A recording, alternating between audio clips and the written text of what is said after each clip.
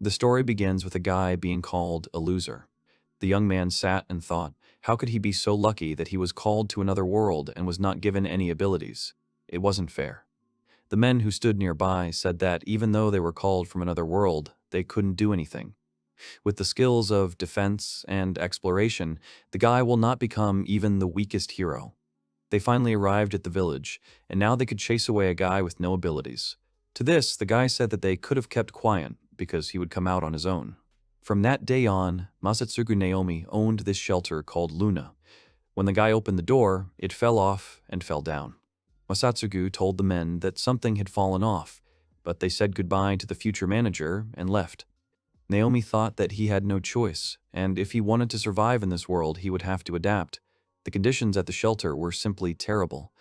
Masatsugu walked further and further away and wondered if it was even possible to fix everything in this place. He was wondering if someone lived in this place when he suddenly heard strange noises. He could hear someone crying. At this time, the goblin was holding the little girl by the hair and saying that she was good and they would make a base right in this place. The girl helplessly begged the goblin to let her go. Masatsugu came into the room and asked if he was interrupting them. The goblin noted that there were still people in this place. He grinned and said that the guy was too late because this house and the girl belonged to him. He ordered Masatsugu to get out of there. The guy seriously said that it wouldn't happen this time because he had nowhere to go. The goblin laughed and asked if the guy was really stupid. He pulled out his claws and said it was stupid to resist. The next moment, he charged straight at Masatsugu. The guy instinctively covered his head with his hands, when suddenly a barrier appeared right in front of him, which blocked the goblin's attack. The monster was taken aback, completely unaware of what had happened. Masatsugu was equally surprised. The goblin got angry and told the guy not to be impudent. He tried to attack the guy again, but Masatsugu had already realized that he had certain abilities. He dodged the monster's attacks quickly and deftly. The girl who was lying on the floor earlier noticed something amazing. Masatsugu was surprised and did not understand what had happened at all. When he came to his senses, the goblin was already lying on the floor, unconscious. He looked at his hands and thought that he only knew the skills of defense and intelligence. Earlier, he was told that he was not capable of fighting. He wondered if that was why he was in such a place and without money. Suddenly, the girl turned to Masatsugu and apologized. Sitting on the cold floor, she thanked Masatsugu for his help. She thanked him again for helping a beastman with a terrible face like hers. Masatsugu looked at the girl and said that he only beat that monster himself because the goblin himself got in the way of the guy, and she shouldn't thank him for that. After these words, the girl was very surprised, which caused tears to flow from her eyes. She smiled a little and said she was very happy anyway. Her eyes darted around, and she said she was glad even though she was going to die very soon. Almost immediately after these words, the girl began to fall back, completely losing all her strength. Masatsugu was taken aback and immediately rushed to the girl. He caught her and told her to hold on as hard as she could. Suddenly, the girl sparkled violently. Masatsugu didn't understand what was going on this time. At that very moment, all the wounds of the girl that were on her face and body began to evaporate. She fell back into Masatsugu's arms, who was perplexed by what was happening. He tried to call the girl, who was lying with her eyes closed. With some heaviness, she opened her eyes slightly, after which she tried to carefully get to her feet. She touched most of the places that hurt her and realized that she seemed to be fine. Masatsugu was once again shocked by a new, unknown feeling that he had. He knew that he obviously shouldn't be able to heal. After realizing what had happened, the girl began to cry convulsively and thank Masatsugu for what he had done. The girl said that she was already afraid that she was dead. Masatsugu stood up and told her not to cry because he had previously asked her not to thank him for saving her. This little girl has become a guy's annoyance. He patted her on the head and told her to be more careful. The girl was very surprised and raised her head. Masatsugu apologized to her and said that he had petted her. Suddenly, the girl exclaimed that she didn't mind at all because beastmen only allow this to their parents and masters. Masatsugu said that it was as he thought and he better stop. Noticing this, she was visibly upset. Suddenly, she grabbed Masatsugu's hand and politely asked him to become her master. She looked at the guy sincerely and asked him for permission to have her around. Masatsugu took hold of her head and told her to take her time. He didn't understand why things had suddenly turned out this way. The girl said that she would like to thank Masatsugu for his help. Beastmen have a custom of following their master everywhere and always. The girl blushed and slowly began to take off her dress. She asked Masatsugu for permission to prove it. The girl looked confusedly at Masatsugu, who was sitting silently right in front of her. The girl asked the guy to listen to her. She looked tearfully at Masatsugu and said that it might be that she would seem like a burden to him, but she really wanted the guy to let her at least prove that she could be useful. Masatsugu shouted loudly for her to stop and finally get dressed already. The girl was very taken aback. At this time, the guy turned away and didn't even look at her. She began to get upset, when suddenly Masatsugu said that there was absolutely no chance here, because children simply could not do this. As he spoke, he looked at her extremely sternly. He told her to do it in the future with a loved one when she grows up. The girl was very happy and asked if this meant that when she grew up, she would become the master's wife. These words surprised Masatsugu no less than the past, and he exclaimed that he did not mean that at all, and by that time she would already find someone else. While Masatsugu was talking about this, the girl wasn't even listening to him and was happily spinning around the room, saying that she would marry the owner. Masatsugu silently looked at the girl in disbelief and wondered what he had said wrong. Suddenly, with a big smile on her face, she turned and addressed the owner, saying that her name was Lucy. The girl happily said that she was already waiting for instructions from Masatsugu. The guy sighed and agreed, after which he told me that he had come to this place in order to open a shelter. He said that since she wanted to be with him so much, she would live in a shelter and he would only help her with food. Lucy immediately agreed and happily thanked Masatsugu again. The girl ran around the room and hummed a song while Masatsugu stood in disbelief and wondered if he would really run the orphanage. He smiled bitterly. He had a mother who left for another man, as well as an abusive father, so from an early age he was on his own. He thought that the king must be deliberately choosing people like him. With one hand, he gently dusted off the table, thinking that children can grow up without parental love, and he himself is a perfect example of this. He only hoped that he would not starve to death in this place. Masatsugu took out a small dusty apron from one of the cupboards. He dusted off the item of clothing, then put it on himself. Completely inspired, he rolled up his sleeves, thinking that in order to survive, he needed to work hard. For the rest of the day, the shelter was actively working. Masatsugu carefully hammered nails into the walls, closing the large holes. After he blocked one of them, he looked at it from different angles and said that everything seemed to be fine. He was hammering nails when suddenly he thought deeply about what kind of skill it was. He noticed that he hadn't shown up since that very time. Masatsugu turned around and was a little surprised when he noticed that there was nothing behind him, because just recently there was a pile of garbage. At that time, Lucy was running next to him, mopping the floor.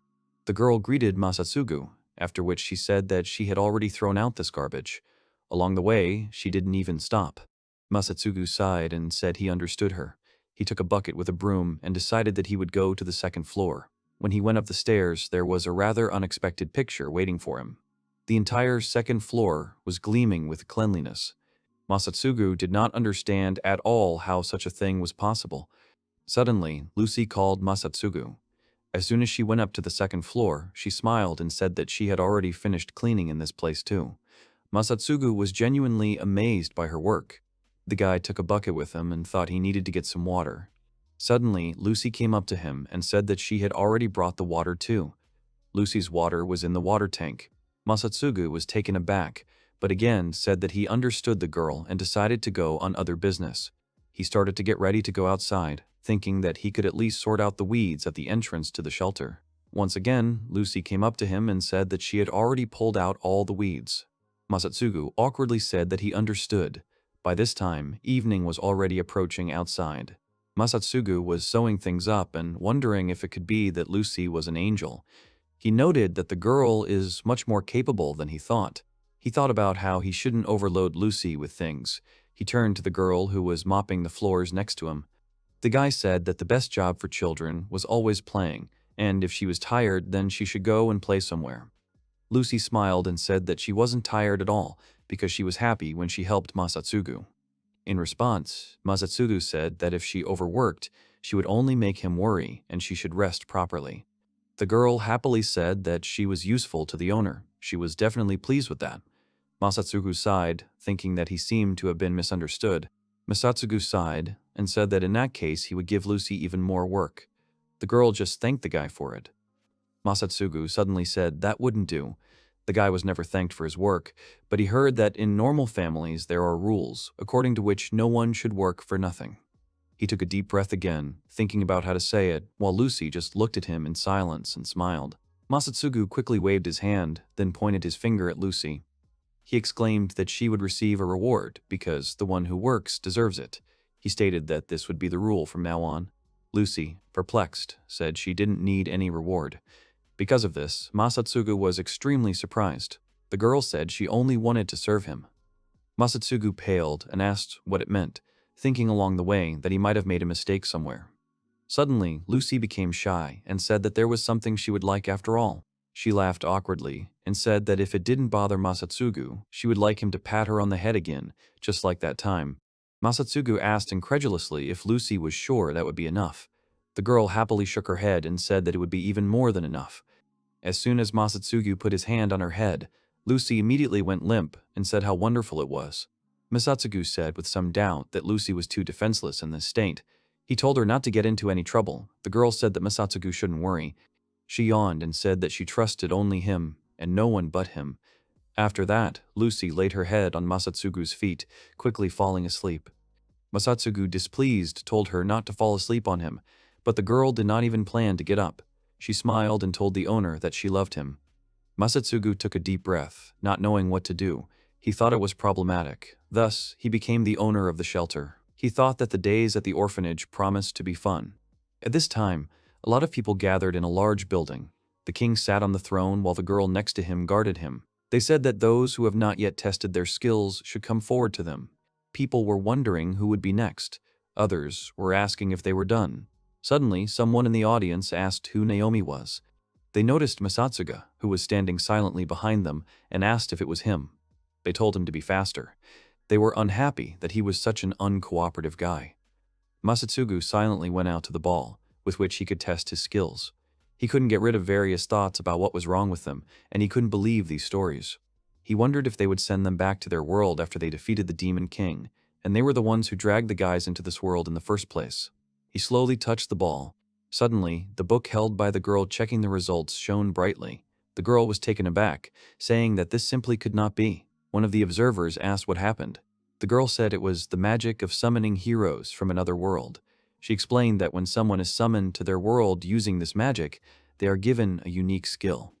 However, the strange thing was that this young man only had protection and the initial form of the identification skill. These were all the skills the guy had. Listening to this, Masatsugu looked at them in disbelief. The king got up and asked how it happened. He didn't know how someone so incompetent could be drafted. The girl said it looked like protection had the potential to be a support skill. The king shouted at the girl not to talk nonsense. He honestly didn't understand how the support skill could be of any use at all. The girl awkwardly agreed with the ruler's words and apologized. At this time, Masatsugu noticed how many people who were also nearby at this time began to mock him. They said it was a laugh, that's all. They said that Naomi Masatsugu was a complete mistake on his own. The guy sighed and thought that it was only natural that they looked down on him. Apart from him alone, everyone would later become archmages or paladins. That's because they have high-class skills. Thinking about this, Masatsugu took a deep breath. The king said that, initially, he thought that Naomi could be assigned to the army or the government, but these plans did not come true. Masatsugu thought to himself that the only plans that would never come true were solely his own. Naomi thought that no one had given him permission to shirk his part-time job. The king asked if the guy's name was Naomi Masatsugu. He said that there was no job in his castle that he could entrust to such an ordinary guy like him. He said that if he wasn't mistaken, they had a shelter on the edge of town. He stated that he trusted his Naomi, and if he could shelter and keep at least 10 orphans there, he would think about returning the guy to his home world. Naomi nodded off involuntarily. When he woke up, he looked around and noticed that he seemed to have fallen asleep for a while. Lucy was still sleeping on the guy's legs. Suddenly, the guy remembered that the king had given him some money before sending him to the orphanage. Naomi started looking for the money he needed in his pockets. After spending some time searching, he pulled out a small bag of money and thought about how he uses it to buy essential items. While he was thinking, little Lucy woke up. She wished good morning to the owner, although she barely opened her eyes. Naomi noticed that the girl had already woken up, after which he told her that he was going to go to the city to get food. Naomi told the girl to behave herself and also to look after the house until he returned in the evening. The girl rubbed her eyes, after which she asked with interest if Naomi was really going to go shopping. Lucy jumped up abruptly and asked the guy to take her with him. Naomi was startled. After a while, the guy came to a crowded market. Naomi caught himself thinking that he was just now beginning to realize that he really was in another world. He said that the first thing to do was to get some food. At that time, Lucy was running from side to side, looking at the fact that they were selling weapons and a lot of traditional clothes everywhere. Lucy smiled broadly and called for the owner to follow her. Naomi asked the girl to calm down a little. Suddenly, the guy noticed that the people who were sitting next to him were looking at the girl with an ambiguous smile. The guy sighed and thought that he shouldn't have brought her here. Lucy thought she'd look around first and not draw attention to him. She held out her hand to Naomi and, with a slight blush on her cheeks, waited for his answer.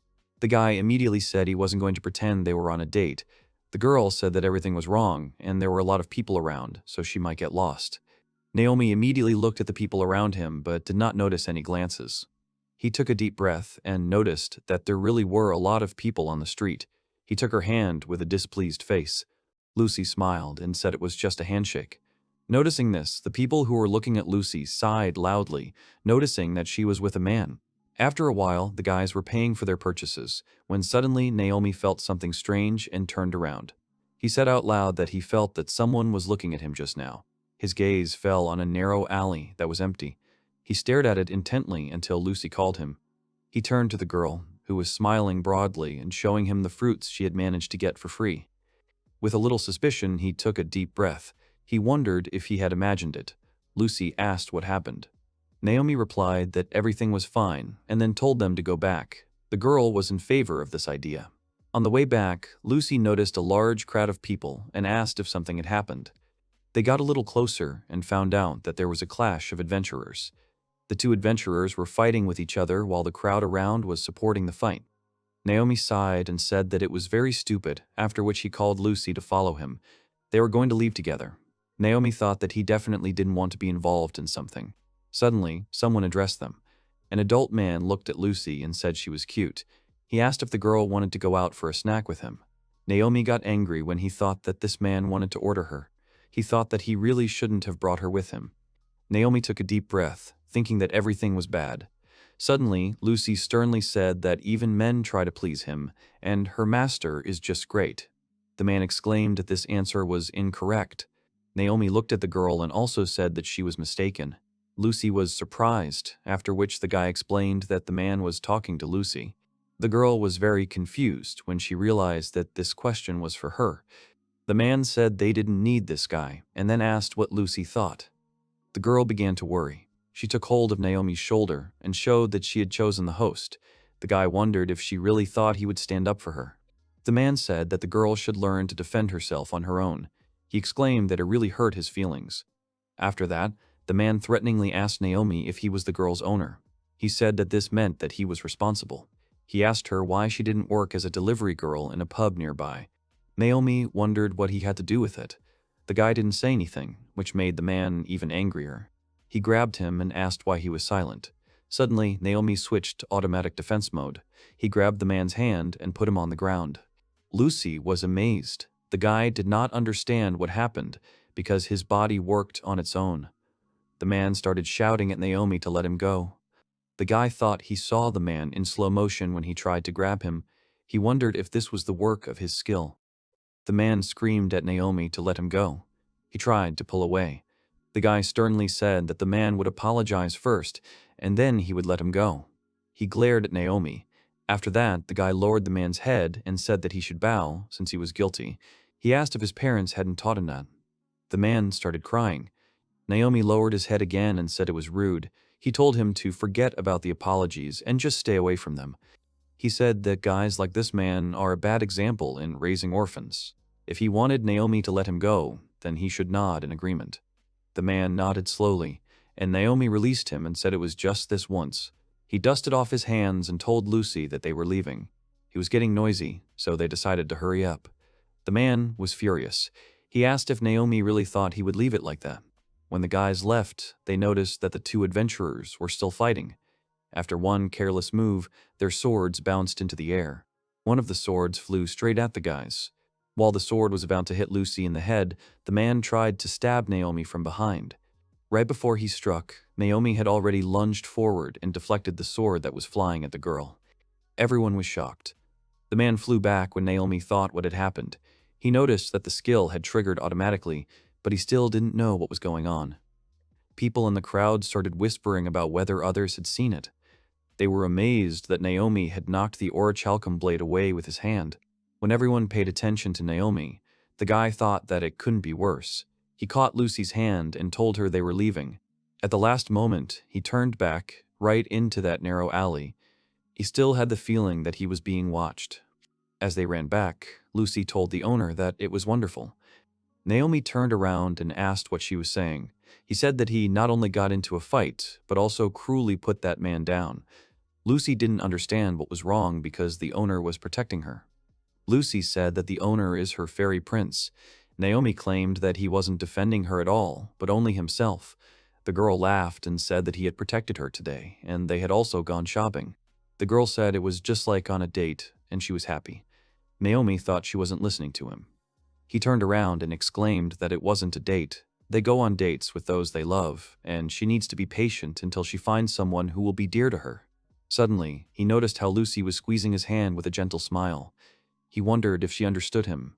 He sighed and said they should hurry up and cook dinner. Upon returning home, Naomi laid out all his things and thought that now it was possible to live here, at least for now. Suddenly, he felt eyes on him again and turned towards the forest. Now he knew for sure that someone was watching him. He didn't know what the man was after, but it looked like he was just watching for now. After that, he went home and closed the door behind him. He put a lot of different cups and plates on the table and decided that he needed to finish cooking before the evening. Suddenly, Lucy came up to him and, looking at the table, asked in surprise what it was all for. He asked if she was asking about baking soda and butter. The guy said that while walking through the market, he did not find soap anywhere. It's a problem, but he'll have to do it himself. Lucy was perplexed when she heard about the soap. She asked what it was. Naomi was very surprised. He asked if there really were no cleaning products in this world. Lucy asked if it could be that these were any special things. The guy thought that he, of course, knew that they were savages, but did not know that everything was so bad. He told Lucy to consider soap a magical artifact that kills dirt. She can wash with him, do the laundry, and clean up. Lucy was surprised and happily said that the owner knows everything in the world. Naomi said she shouldn't be so admired. He wanted to say what he needed, but Lucy interrupted him and asked if she could help. She asked him very persistently for permission because she really wanted to help. She said that if the oil would make it clean, she was sure that the owner would like it. Naomi thought it would be good if the girl could learn how to make soap herself. He told her not to get under his arms, but allowed her to help. The girl agreed. After Naomi lit the fire, he began to explain that first you need to bring the water to a boil. When it boils, they add baking soda. Then you need to wait for the bubbles to become smaller. Lucy noticed that they were actually getting smaller. After that, they slowly stirred in the oil. Lucy asked how long he needed to be disturbed, also asking if she could disturb him. The guy suggested that it might take 30 minutes. The girl took a spoon and started stirring. She said she didn't even know that soap was made like this. She felt like she was just cooking. Naomi started pushing her away and saying that she was in the way. He wondered if she was hot. The girl moved away. Suddenly, the girl noticed that the liquid was becoming viscous. Naomi assumed that would be enough. He said that now they needed to pour the finished mixture into the molds and let it cool. When the water had evaporated, they had to wait until the soap had set. After the guys poured the soap into the molds, Lucy sat next to the table and watched the process intently. Naomi told the girl that she would have to wait long enough. After a while, the mixture solidified and the soap was ready. The guy took the product out of the mold and showed what they had done. Lucy gasped in delight. The guy gave Lucy 1 bar of soap and told her to wash her hands right now. The girl took the product and thought about how to wash her hands. Lucy carefully sniffed the soap, then tried to run it over her dry hands. Right after that, she sniffed her hands, which smelled like soap. The girl asked if she had done everything right. Naomi was terrified that he would have to teach her even such basic things. With a displeased face, he took the soap and told her to look carefully. He explained that soap is usually used together with water. He soaked the soap in his hands and said that he needed to rub it in his hands until foam appeared on them. After an illustrative example, he gave the soap to her and told her to try it. The girl quickly agreed. He didn't know why he had to do this kind of thing at all. Lucy took the wet soap in her hands and was surprised to notice that it was very slippery. She tried to rub it gently in her hands and then asked if she was doing it right. Noticing that foam was appearing, she continued to rub the soap. After a while, all of Lucy's hands were soaked in wet soap foam. The girl blew admiringly on the foam, after which she said that the foam was very light and pleasant. Suddenly, Lucy noticed what had happened because she had blown up the foam. The girl immediately apologized. She dropped a bar of soap. There was water all over the floor, and Lucy's own dress was completely soaked. The girl said she would immediately clean up everything she had done. Naomi asked what she was doing. He turned away and told her to just get out and change her clothes.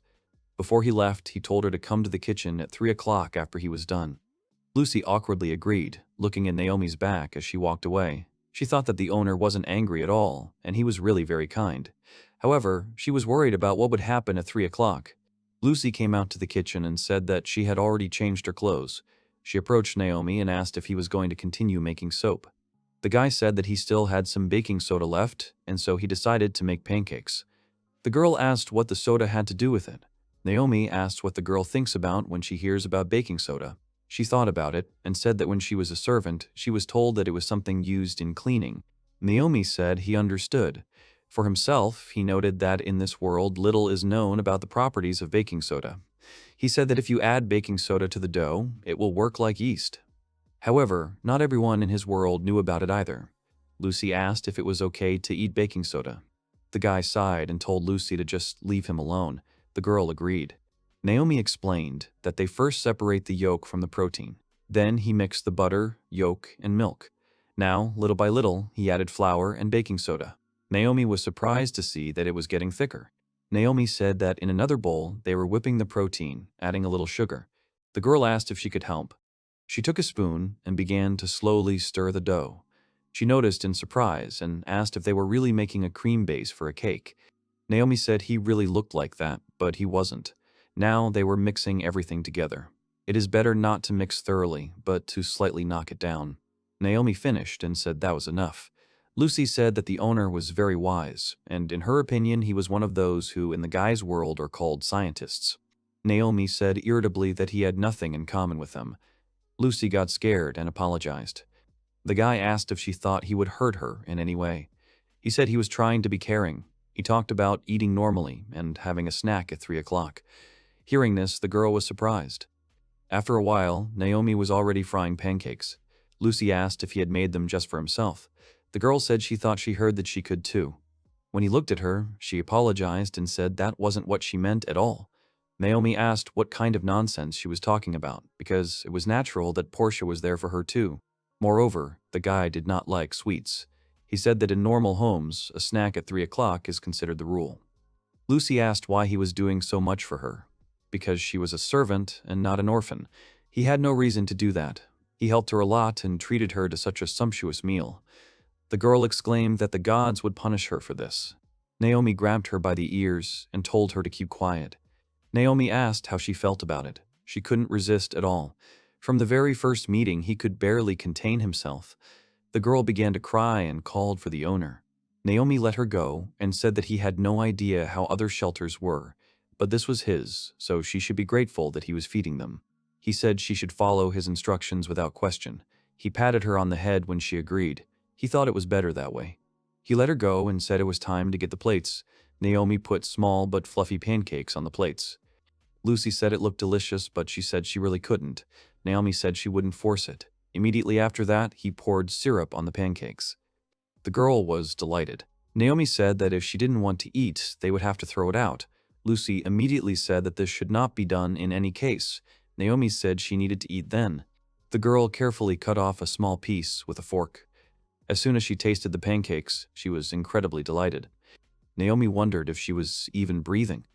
The girl immediately exclaimed to Naomi that these pancakes were great. She had never eaten anything like this before. The guy told her not to exaggerate. The girl said they were amazing. They melted in my mouth, but they were airy and sweet. Naomi also took a small piece, but they were too sweet for him. The girl exclaimed that she had a feeling that Naomi had been a professional chef in the past. She happily said that the guy not only knows about everything in the world, but he also cooks great. Naomi turned away and told her not to talk nonsense. After that, Naomi said that there was still a lot of dough left, so he could make pancakes again for a snack tomorrow. The girl was surprised and asked if she could really eat them tomorrow. She happily said that it looked like a dream. Naomi was skeptical. He thought about real happiness. It was this smile that he wanted to protect. For the first time, someone commented on how he cooks. While Naomi was standing with a blackboard in his hands and was lost in his thoughts, Lucy suddenly came up to him and addressed him. The girl asked worriedly if her master was unwell. Naomi sighed and said that wasn't the case, and he was just checking their budget. If they ever spend too much of the money allocated by the king, they will be on the verge of bankruptcy. Lucy blushed and asked in a scared voice if it was because she had eaten too many pancakes. The guy stopped her and told her to talk nonsense. He was more concerned about how they could earn more money. He had no intention of bowing down and asking for more. The girl sighed and said she understood. She looked at the small plan in Naomi's hands and asked if these were really all ideas of how they could make money. There were a lot of them. The guy replied that he had just recorded various entertainments from his world. Lucy asked if there was anything she could help him with. Naomi looked at her and wondered how anyone could refuse when she was looking at him like that. He looked at her sternly and told her to choose for herself. The girl agreed and happily said that she would definitely be useful to him. Naomi just told her not to get in the way, but she wasn't going to. There were a lot of ideas, and Lucy didn't even know which one to try first. Suddenly, her gaze caught on one of them, and she asked what a comic book was. Naomi calmly explained that it was a book where everything was clear, even if she couldn't read. It tells the drawings. He began to draw something quickly. He turned the piece of paper over and said that it clearly showed that he was going to fight the dragon, and on the next page, he would defeat the dragon. That was the comic book. Lucy was surprised to say how cute the drawings turned out to be from the owner. Naomi said that he was going to throw them out, after which he told the girl to leave her flattery because these are just sketches. Lucy exclaimed that this was not flattery at all because the drawings turned out to be very original, not to mention that they look very cute. Lucy told the guy that he was very talented in art too. Naomi was surprised and then said that he wasn't that good at all. Lucy exclaimed that it was true because when she was a servant in a rich estate, she had seen a lot of things. However, this was the first time that a painting evoked so many emotions in her. Lucy said very confidently that it would sell very well. Naomi looked away and thought that if that was the case, then the future was a little clearer. Suddenly, they heard someone ring the doorbell. Lucy was surprised and asked if it could be that they were guests. The people who came to the guys started asking if anyone was home. Naomi went to the door, where two men were already waiting for them. One of them introduced himself and said his name was Dren. He was the master of the Adventurers Guild. He said that his bodyguard Guzuzu, an A-rank adventurer, was standing behind him. Naomi asked the men what they needed. Dren stated that he would speak directly, after which he asked if the guy would like to join their guild. Naomi objected, saying that he is the head of the orphanage. Dren said that he had previously heard that Naomi had smashed an orichalcum blade with her bare hands. Just the other day, when there was a fight on the street, Naomi sighed, thinking that he originally knew that he had attracted a lot of attention back then. Dren said that the guy could easily reach even the S-rank among adventurers with his abilities. The man bowed deeply, which surprised Naomi. Dren said his guild needed people like Naomi. Without thinking for a long time, the guy said that he was very busy working at the shelter. Dren raised his head and asked the guy to help them at least once a year. He was even willing to give Naomi a reward for joining the guild. He was ready for anything. Suddenly, the guy felt Lucy tugging at his sleeve. Naomi turned around and asked irritably what she needed, because she saw that he was talking. To his surprise, he saw how scared Lucy was holding on to him with tears in her eyes. He was taken aback, not understanding why she was doing this. He wondered why she was silent if she wanted to stop him so much. However, understanding quickly dawned on him. He remembered the screams and quarrels from his own childhood. His mother screamed that she didn't care, and she was leaving, and the boy could do whatever he wanted. At that very moment, he realized that she was the same as him. Naomi looked at her and thought that no one was around, but the whole world was against it. He assumed that she hadn't had the right to say what she thought before. He sighed and said that he had no intention of giving up the shelter, and therefore he had to reject Dren's request. Hearing this, hope appeared in Lucy's eyes. However, Guzuzu, who had previously remained silent, was not happy with this answer. The man cursed and asked how Naomi even dares to refuse Mr. Dren. He loudly asked who does Naomi think he is. He claimed that the guy was just a slug running a shelter. Dren shouted at the man to step back, but he was no longer listening to him. Guzuzu unsheathed his weapon and said that the incident with the wedge was just a rumor, and therefore Naomi should not pretend that he was better than others. At this time, he was already charging his weapon with magic power. He was going to kill Naomi. Guzuzu swung hard, already trying to attack the guy. He said Naomi was too conceited. In an instant, the guy felt a ripple on his fingertips. Right before Guzuzu tried to hit the guy, Naomi fended off a strong attack with just his bare hand, after which the sword flew straight into the ground. Guzuzu was greatly taken aback, not understanding what had just happened. Standing on the ground, the man began to look around, asking where his sword had gone. Naomi was completely calm. He picked up Guzuzu's weapon from the ground with one hand. He gripped the blade tightly, calling it laughably worthless. Guzuzu looked at it and did not understand how such a thing could be. Naomi squeezed the blade hard, after which cracks appeared on it.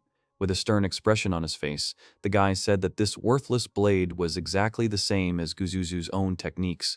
Immediately after that, the blade shattered into small pieces. Guzuzu gasped in shock.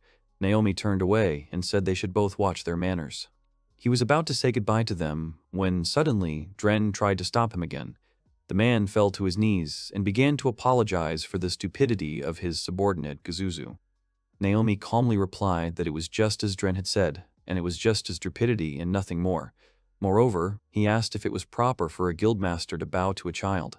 Hearing this, Guzuzu was going to swear again and hit the guy, but Dren hit the man with all his might and told him to be quiet. He said that he just couldn't help but acknowledge the guy's strength, and in such a situation, he had to apologize. Naomi sighed and said he accepted the man's apology. He thought it would be problematic if someone saw them. He asked Dren to get up quickly. At that moment, the man caught Naomi's hands and said that he was really to blame. He returned to the topic of the guild and said that if Naomi was busy, then he could only join them in his spare time. The guy thought it was getting more stressful than just checking in. He tried to pull his hands out and asked why Dren needed such strength. The man sighed and said he would be honest with the guy. He admitted that the kingdom of Balk and the neighboring country are preparing for war. A year ago, they suddenly invaded the elven forest and burned it to the ground. And not only that, because their fights from birth and the demons are getting tougher and fiercer with each passing day. Naomi realized that Dren was just using the instability of the neighboring kingdom as an argument. He was amused by how much fuss he made about it, and thought that since things were like this, he needed to be prepared for the situation to get worse. Naomi said he would think about it, but the shelter came first for him. The man thanked Naomi. He handed the guy a small bag and asked him to accept it as a donation to the orphanage or as compensation for a misunderstanding with his subordinate. Naomi said there was no need for that. When they were leaving, Dren hit Guzuzu again and told him to get up because they were leaving. Naomi asked aloud if he was going to somehow use the guy for selfish purposes. Lucy asked in surprise if there was really a lot of money in this little bag. They opened it, after which Lucy happily exclaimed about how much money they had been given. Naomi laughed and said that in the end it was the most common bribe. Suddenly, a small girl came up to the guys and said that she had seen what Naomi had done. She took off her hood and said that the guy's hands were very useful. She smiled proudly and said that he was probably perfect for her purposes. The girl grinned and noted that Naomi was capable. As it turned out, an elf girl had been watching them from afar in the shadows all this time. Lucy asked in surprise who it was. Naomi assumed that she was the one who had been following him in the city. He asked if that was true. The girl sighed and noted that he, as it turned out, knew about her. She said that her name is Erin, and she is the former queen of the Elven Forest. Naomi calmly said that in order for at least someone to believe her, she needed a better story. He had heard that the Elven Forest had been attacked by the Bulk Kingdom. Erin noted that he knew that too.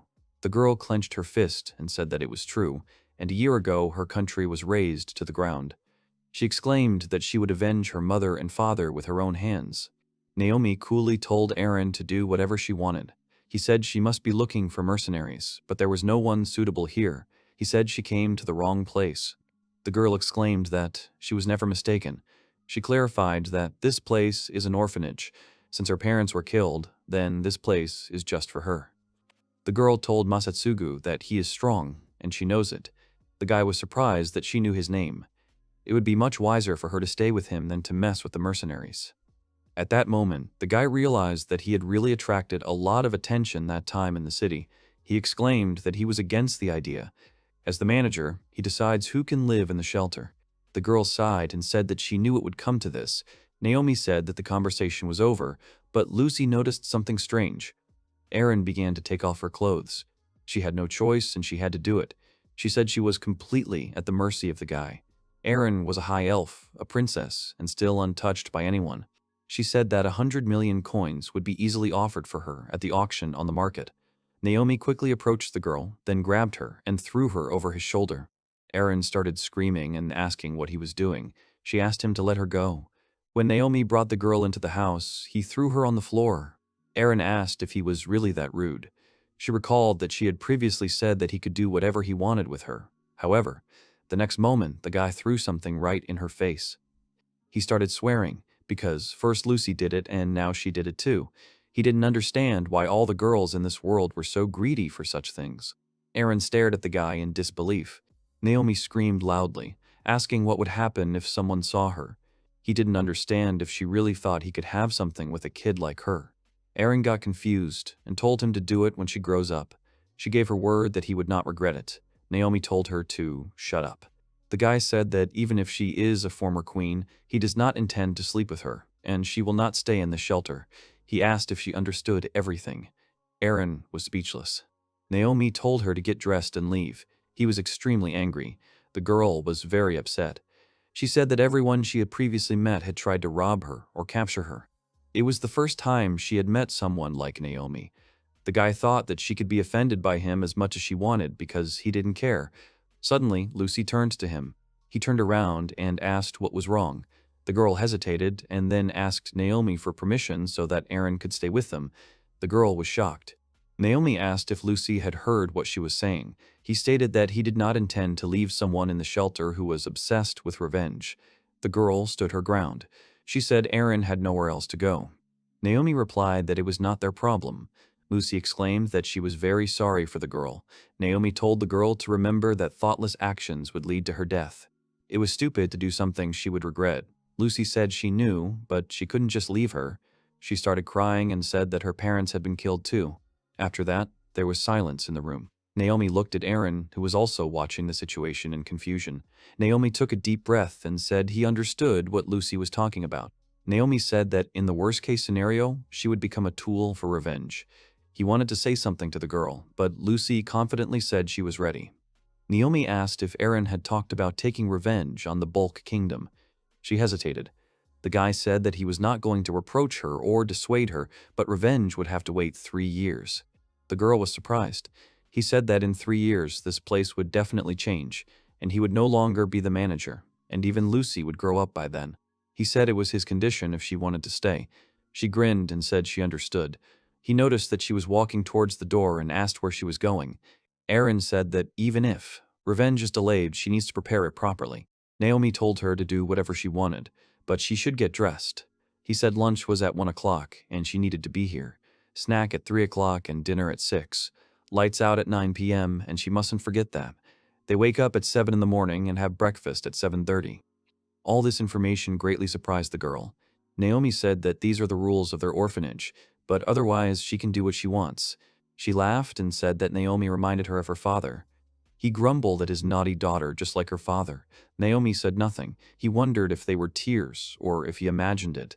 He assumed that it was difficult for her to be alone. Anyway, he didn't have time to think about it. Lucy took Erin to her room while Naomi thought that it was much more important to cook dinner right now.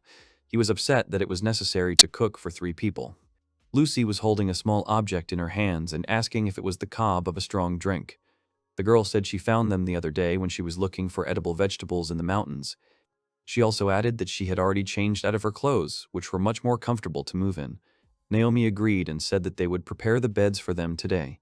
Erin looked at the buckets of cobs and asked what kind of nonsense it was. She asked if Lucy really went to the dangerous mountains for this. She said the girl was really stupid. Lucy asked Naomi why these cobs were needed. The guy explained that these are fruits for cultivation, although in this world they still do not know how to grow them properly. Lucy was surprised and said admiringly that Naomi understands even this. The guy said that if they could grow them, they could also use them on the farm, for example in cooking. He also added that they can be sold on the market. Aaron said it sounded easy enough, but Naomi had to consider that she wasn't going to help them. Naomi didn't listen to her, but said he was going to occupy the city. Lucy exclaimed that she would help. Naomi's main condition was that she didn't bother him. Lucy exclaimed that this would not happen. She asked if she needed to sort out the weeds. Aaron sighed and said that pulling weeds by hand was just wasting time. Naomi asked what she was talking about. The girl pouted, after which she exclaimed that she was a high elf, and also of the royal family. Naturally, she could summon sylphs, wind spirits. Aaron proudly told them to beg her for help, and then maybe she would help. Naomi grinned and said they could handle it on their own. The girl exclaimed loudly, asking what he was saying. Naomi asked what she didn't understand, and then repeated that they didn't need her help. He said they could do well together. Aaron was already shaking with resentment. The girl loudly exclaimed that she didn't care.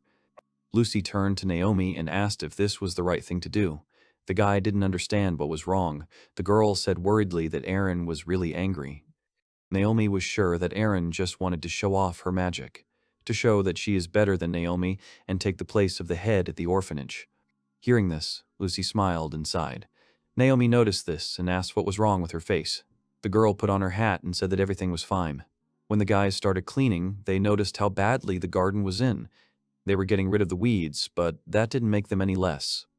Pulling out more and more weeds, Naomi stopped for a breather and thought that they would hardly have time to finish today.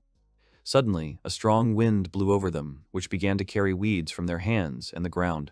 Noticing the strong wind currents, Naomi immediately turned around. There he saw Aaron, who used magic to disperse the winds. Naomi reminded them of his words that they could handle it on their own. Lucy tensed up and told the owner that Aaron just wanted to help. Naomi added that it's really faster this way. He told her to keep using magic the same way. Hearing this, Aaron was surprised and blushed a little. She was shy and exclaimed that she had just come here to practice and nothing more. She told him not to think she was helping. Naomi said that, in that case, she should train elsewhere and not interfere with them. The girl exclaimed, asking how dare he. She said that he should ask her properly and then maybe she would help. Naomi told her to shut up because he could do without her. Lucy laughed, thinking that they were very similar. After a while, they returned to the shelter building. Aaron thanked Naomi and said it was delicious. Lucy asked the owner if he was going to continue working in the garden today. The guy said no, because they had made room for the garden beds, so they had enough for today. Naomi said that now they need to water on time and get rid of weeds with parasites every day. Lucy agreed and said she would be busy with the city every day. Aaron said it was stupid. She sighed and said that if you water them every day, the roots will just rot. Naomi said that's why they need to be watered every few days. He noted that Aaron was well versed in this. Hearing this, the girl was taken aback. She blushed and said there was nothing wrong with that. She said you'd have to be a fool not to know such obvious things. Naomi didn't understand what was wrong with this girl. He had already repeated several times that they could do without her help, but she still continued to reach out to them with help and advice. Suddenly, an incredible thought came to him, and he thought that this could not be. He looked at Aaron, who was laughing shyly, and thought that she had been acting suspiciously and following them all this time. He decided that Aaron wanted to steal a manual for growing hard liquor cobs to earn money for her revenge. He smiled cruelly, thinking that Aaron had made a mistake and she was too naive if she thought she could be more cunning than Naomi. Aaron sighed and said she was going to do the cob. Lucy exclaimed that she would help. Naomi again told the girl not to interfere. He was glad, thinking that he knew she would go with them. While processing the cobs, Naomi told Lucy that the roots are poisonous, so you can only work with them with gloves. It was necessary in order to get rid of the poison. They needed to be boiled, so he told Lucy not to think about eating them if she wanted to live. Aaron, a little offended, noticed that Naomi was extremely kind to Lucy. The guy ignored this and told Lucy to cut out the eyes for now while he prepared everything else. The girl was surprised. Aaron followed the guy and noticed that he was adding something. She asked what kind of powder it was. Naomi grinned, thinking that he was right, and she needed his knowledge. This powder is lime, which he made from the ashes of shells. He thought it was extremely good that he had made it in advance. The guy said he didn't even know what it was. Aaron was surprised, and then she told him to just tell her what it was. Naomi calmly said he wasn't going to tell her anything. Aaron shouted at him not to be greedy and told him. Naomi grinned, thinking that even this girl's request sounded unnatural. The guy looked at her, thinking that she was extremely impatient, and her character would make her betray the girl's true intentions. He clearly refused her. Hearing this, tears appeared in Erin's eyes, and she began to shake with resentment. She screamed that she knew it, and he was just laughing at her. After these words, she ran out of the room. Naomi was taken aback. He didn't understand what happened to her, because he behaved like that with everyone. He thought that she didn't need the technology and knowledge of his world. Lucy came up to him and said she seemed to know what he was thinking. The guy was surprised. She apologized for his impertinence and said she couldn't read his mind. Lucy asked if Naomi could catch up with Aaron and tell him that he was worried. The guy said he wasn't worried. He said she left because he annoyed her, and if he followed her, the effect would be different. Lucy said she ran away from home. Naomi was surprised, and then immediately rushed after her. He thought he understood her because he had run away once. His parents didn't care where he was, and they weren't looking for him. The worst part was that the child would never want to come back if no one came for him. He wasn't worried about her, but he promised to make sure she would be there for dinner. Suddenly, he saw two people at the entrance. He asked what they needed, also saying that this place was not a pub or a diner. The man laughed and said that Naomi was too condescending. In his hand, he held the jewelry that Aaron was wearing.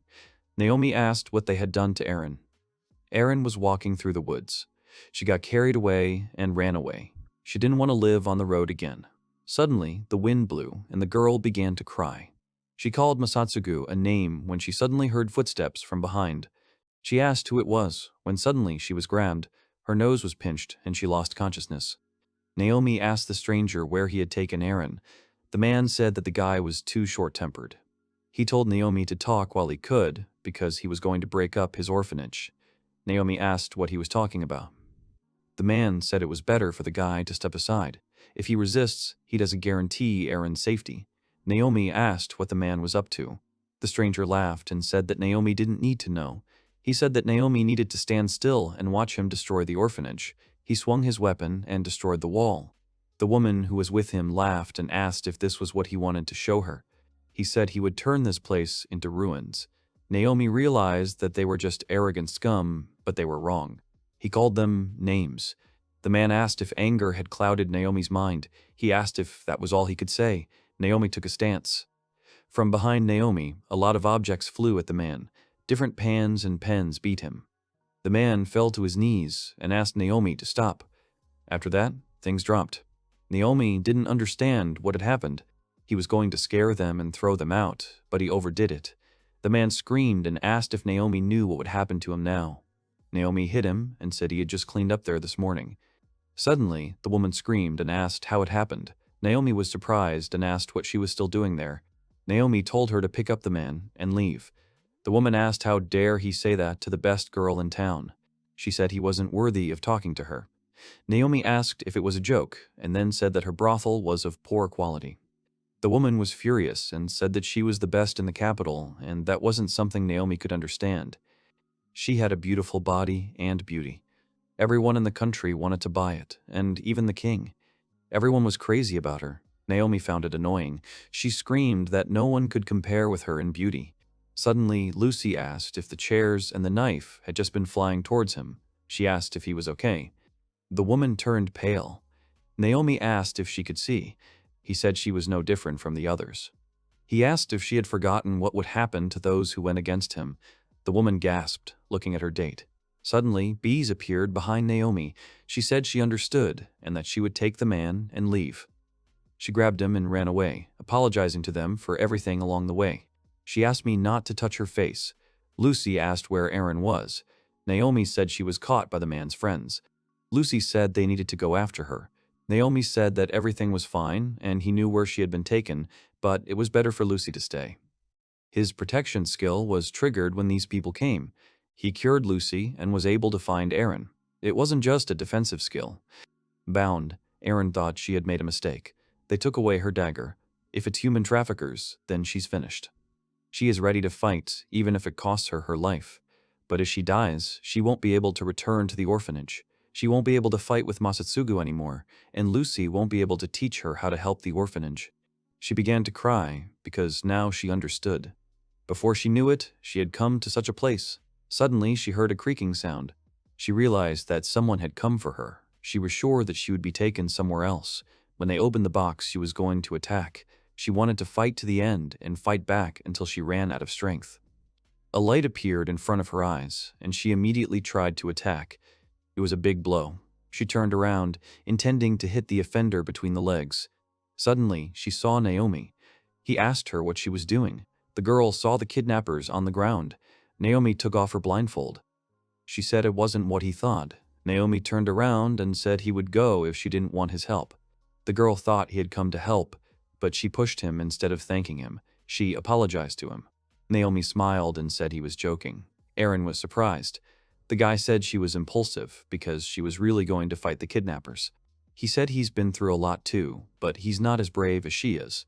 Aaron blushed. She asked if they had killed her, would he have been upset? The guy said that everyone should sit at the dinner table. If she hadn't come after him every day, he would have thought she was dead. Aaron thought she was the same. Her parents and the others are dead. It's very hard to eat alone. Naomi called her back to the shelter. He held out his hand to her and said he would be sad. The girl blushed and thought that he looked like a knight in armor.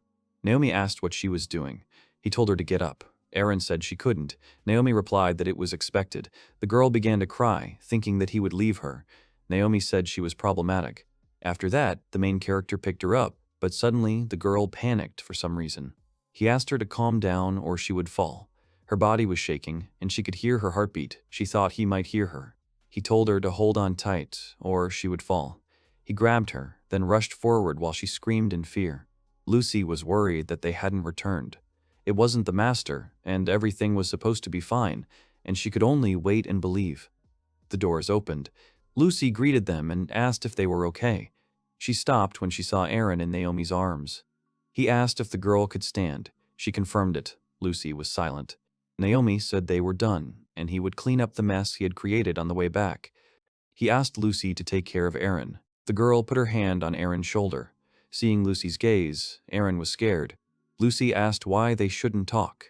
At that moment, more than the kidnappers, and more than anything else in the world, Aaron was afraid of Lucy. Together, the guys went out into the city. Naomi said they should get their shop ready. He went to get the box. Aaron sat down on the floor and said she wouldn't help because she had already helped with the luggage. She asked why she had to do it at all. Naomi said he had no one else to help but the two of them, so there was nothing he could do about it. Aaron blushed when she heard about the request. She said there was nothing she could do. Naomi asked why she was smiling. The girl exclaimed that it was not so. Lucy listened to them and laughed. The guys put small dishes on the table. Lucy asked the owner why he made these small balls of strong drink. Naomi said they were samples for testing. The girl didn't understand what it was.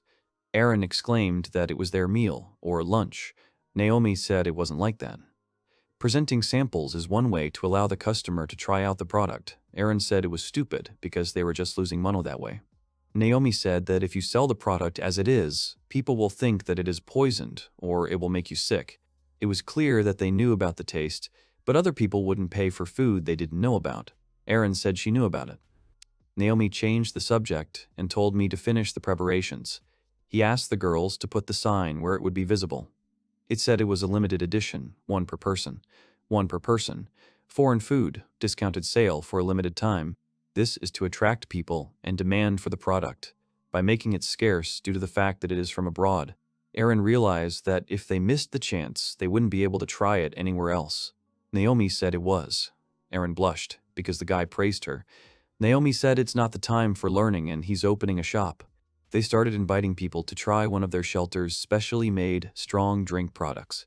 People didn't want to buy the product and thought it was roadside rocks. There was silence. Aaron blushed with embarrassment because no one is suitable. Naomi said it was natural. They look like something weird, but they're delicious. Lucy approached a man in the crowd and asked if he wanted to try it. The man said they looked bad. The girl ran from person to person and asked them to try, but they refused. She approached another person and said he didn't need to buy them. The man said that wasn't the problem. Lucy asked him to at least find out how delicious they were. The man blushed and took one. He didn't know if it was safe to eat it. He tried it, which others noticed. She asked him how he was. He said it looked bad, and the fragrance was mediocre, but you could get used to it. He asked where it came from. Naomi was surprised that the man actually ate it. He said it was from Japan, but the man hadn't heard of it and noticed that their food was weird.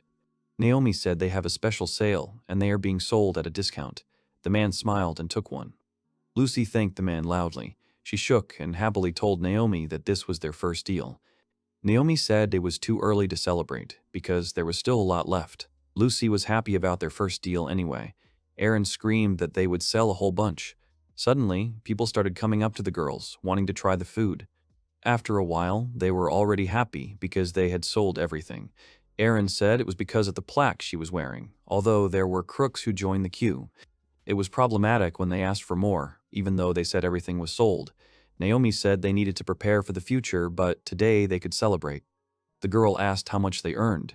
Naomi said it was about 10,000, and it wasn't bad. More importantly, they have achieved a stable income. But he wasn't planning on breaking his promise. As the director of the orphanage, he didn't really care about his responsibilities, but at least he could arrange meals for them 3 times a day. At night, Naomi thought she could monopolize the market until merchants started copying the product. He could not rely only on strong drink, and he had to think about other products. Suddenly, Lucy and Aaron came and asked if they could sleep with him tonight. Naomi sighed and said he didn't care and was going to sleep. He told them to get into bed quickly. Lucy apologized, and Aaron said she didn't want to do it. Naomi told them to just close their eyes and not make him repeat himself, because he was going to sleep. Lucy thanked Naomi, and Aaron said she didn't mind sleeping with him if he insisted. The guy didn't want to see them all day, but it would help him sleep well. As soon as everything went dark in front of Naomi's eyes, he heard himself calling his parents. His mother screamed that Masatsugu was not to blame, but his father shouted at her to keep quiet and not tell him what he should do with his son. The guy silently asked them not to swear, but his voice did not reach their ears. He opened his eyes wide as cold sweat flowed down his face. Suddenly, he heard someone crying. Lucy was crying and asking where everyone had gone. She asked me not to leave her. Naomi said he was here. He stroked her. The girl opened her eyes and thanked him for being here. Lucy has nightmares every night because she was in the ministry in the past. Suddenly, Aaron jumped up and asked who was there. She said he was going to grab her and started looking for a knife. She had to find him faster before she was caught. Naomi turned to the girl, which brought her back to consciousness. She cried and hugged him. She was the same. Her house was burned down, forcing her to live in exile, which left a deep wound. One day, when he was going to the bathroom, a girl suddenly attacked him with a knife in her hands, and he knew something was wrong. He was lucky that he was the attacker and not her. She apologized in tears until she fell asleep. Naomi thought they were very problematic. They don't think about the circumstances of others. Naomi has also experienced a lot from her father, and now he immediately wakes up when he hears something unusual. He gets nervous every time, not knowing what's going to happen. He can't sleep because of Lucy crying every night. Compared to not being able to shower or sleep with them, it wasn't so bad. Until they could overcome their fear, he would have to sleep with them. It's very easy to imagine how beautiful they will be in the future, and when their psychological wounds heal, they will repay him for what he did. That was the purpose of his work. He didn't like it, but he wasn't planning on abandoning them either. During the day, he watered the flowers while Aaron complained that she was bored. Lucy admired how beautiful they had grown up to be. They were able to earn a steady income, which was great. He said they had run out of water to irrigate the fields, and they would have to go to the public well to get more. Lucy said she would help. The guy turned to Aaron and said that she would help him too, since she was bored. The girl agreed and said that he couldn't do anything without her. Naomi said it wasn't his right to ask for much, but it was very hard that the well was so far away. Lucy agreed with the guy. They looked at the well by the house and said it would be easier if it hadn't dried up. However, it was the same as asking for the impossible. He said it was time for them to go, and then he threw something into the well. Suddenly, they heard a loud scream from there. Surprised, the boys came closer, noticing that the voice was coming from the well. Aaron had already taken out her knife. Terrified, Aaron and Lucy joined hands. The girls trembled and said it couldn't be. Suddenly, someone grabbed the well from the inside. When Aaron and Lucy saw this, they screamed in horror that it was a ghost. Naomi stared at them in a stupor. Suddenly, a girl came out of the well and asked Masatsugu why he was throwing stones at her. Naomi looked annoyed when he saw the girl. A stranger with tears in her eyes exclaimed that it was extremely dangerous to throw things at people. She said it was painful enough. A happy Lucy turned towards the door when she heard her friend's voice. Erin came in and said she was done pulling the weeds. Lucy praised her friend and said she would make tea for her now. Erin was surprised and asked where Masatsugu had gone. Lucy explained that the owner had just finished chopping wood, and so he went to take a bath to wash off his sweat. She quickly brought a teapot and a cup. She handed the hot drink to Erin and said that she made it from the leaves that grow in their garden. Erin thanked her friend and then began to drink tea slowly. After taking a few sips, she exhaled easily. She asked what Lucy was doing and why she was sitting on the floor. The girl said it was more comfortable on the floor. She said that she was making an apron now because the owner said that he would open his stall again, so she decided to help him. She picked up the apron and asked Erin how she liked it. She laughed sweetly. Erin was surprised to say that she was getting a great subject. Naomi pointed to several stacks of fabric behind Erin and said that since they had a whole bunch more, she was wondering if her friend would like Lucy to sew something for her. Erin asked where they got so much fabric from. Lucy replied that it was most likely intended for blankets and tablecloths, and she made pajamas out of it. Erin was surprised that Lucy had made them. The girl said that when she was in the ministry, she had to mend clothes, and it was then that she learned many things. Hearing this, Erin felt awkward. She shouted loudly for Lucy to make her an apron. The girl was surprised, but immediately became more cheerful. She agreed with great enthusiasm, after which she invited Erin to make it together. She also said that they could take measurements of Erin in order to sew clothes for her in the future. Erin hesitated, then blushed and asked if Lucy could teach her how to embroider. She asked the girl very sincerely. Lucy turned around in surprise, after which she smiled broadly and happily agreed.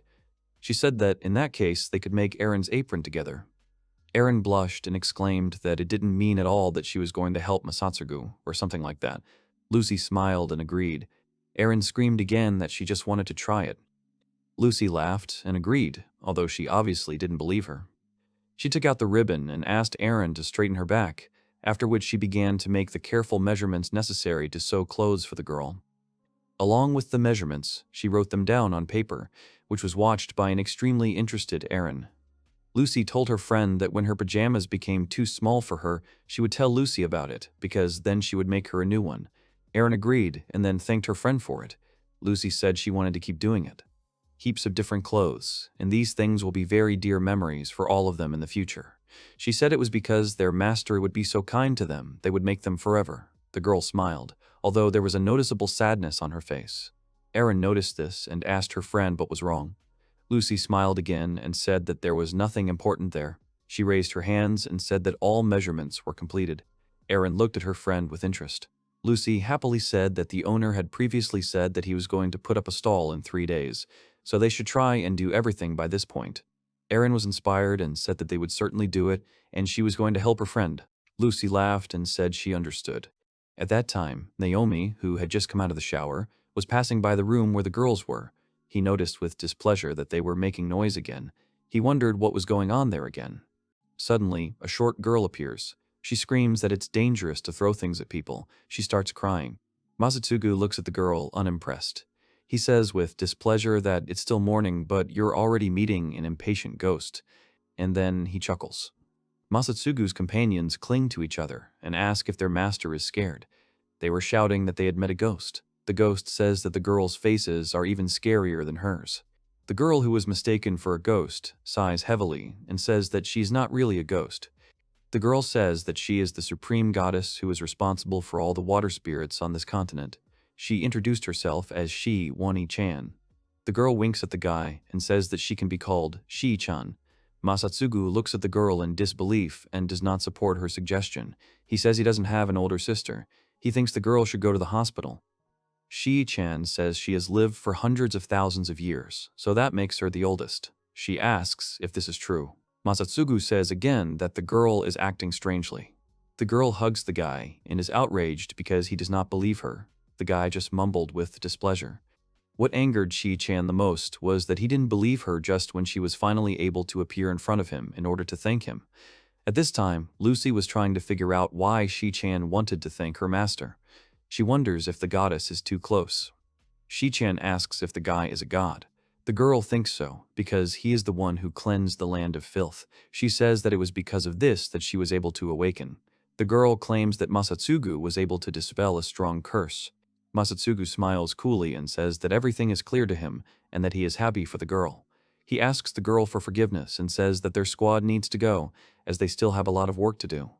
Masatsugu's squad decided to leave. The girl tried to stop them. She flew up to Masatsugu and told him not to rush. She reminds him that she would like to thank him. Masatsugu asks the girl to speed up. The girl says that the supreme goddesses can only have one mate in their entire lives. She blushed when she started talking about it. The goddess flies up to Masatsugu again and says that she has chosen him. She blushes, closes her eyes, and says she wants to marry him. Masatsugu apologizes for not being able to marry Shi-chan, as she is not attracted to him. The goddess opens her eyes wide and screams. She was shocked.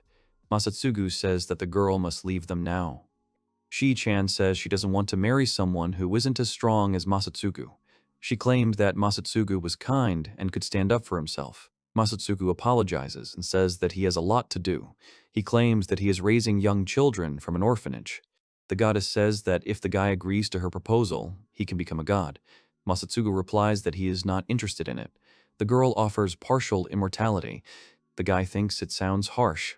Shi-chan is crying and shaking. She asks what the guy thinks if she fills the dried-up well. She says that in this case, the guy will no longer have to go to the city to get water. Shi-chan asks the guy not to force her to leave. She says she won't ask a guy to marry her anymore. Masatsugu looks at her with displeasure and swears. Shi-chan asks the guy not to hate her. She summons a local divine rain.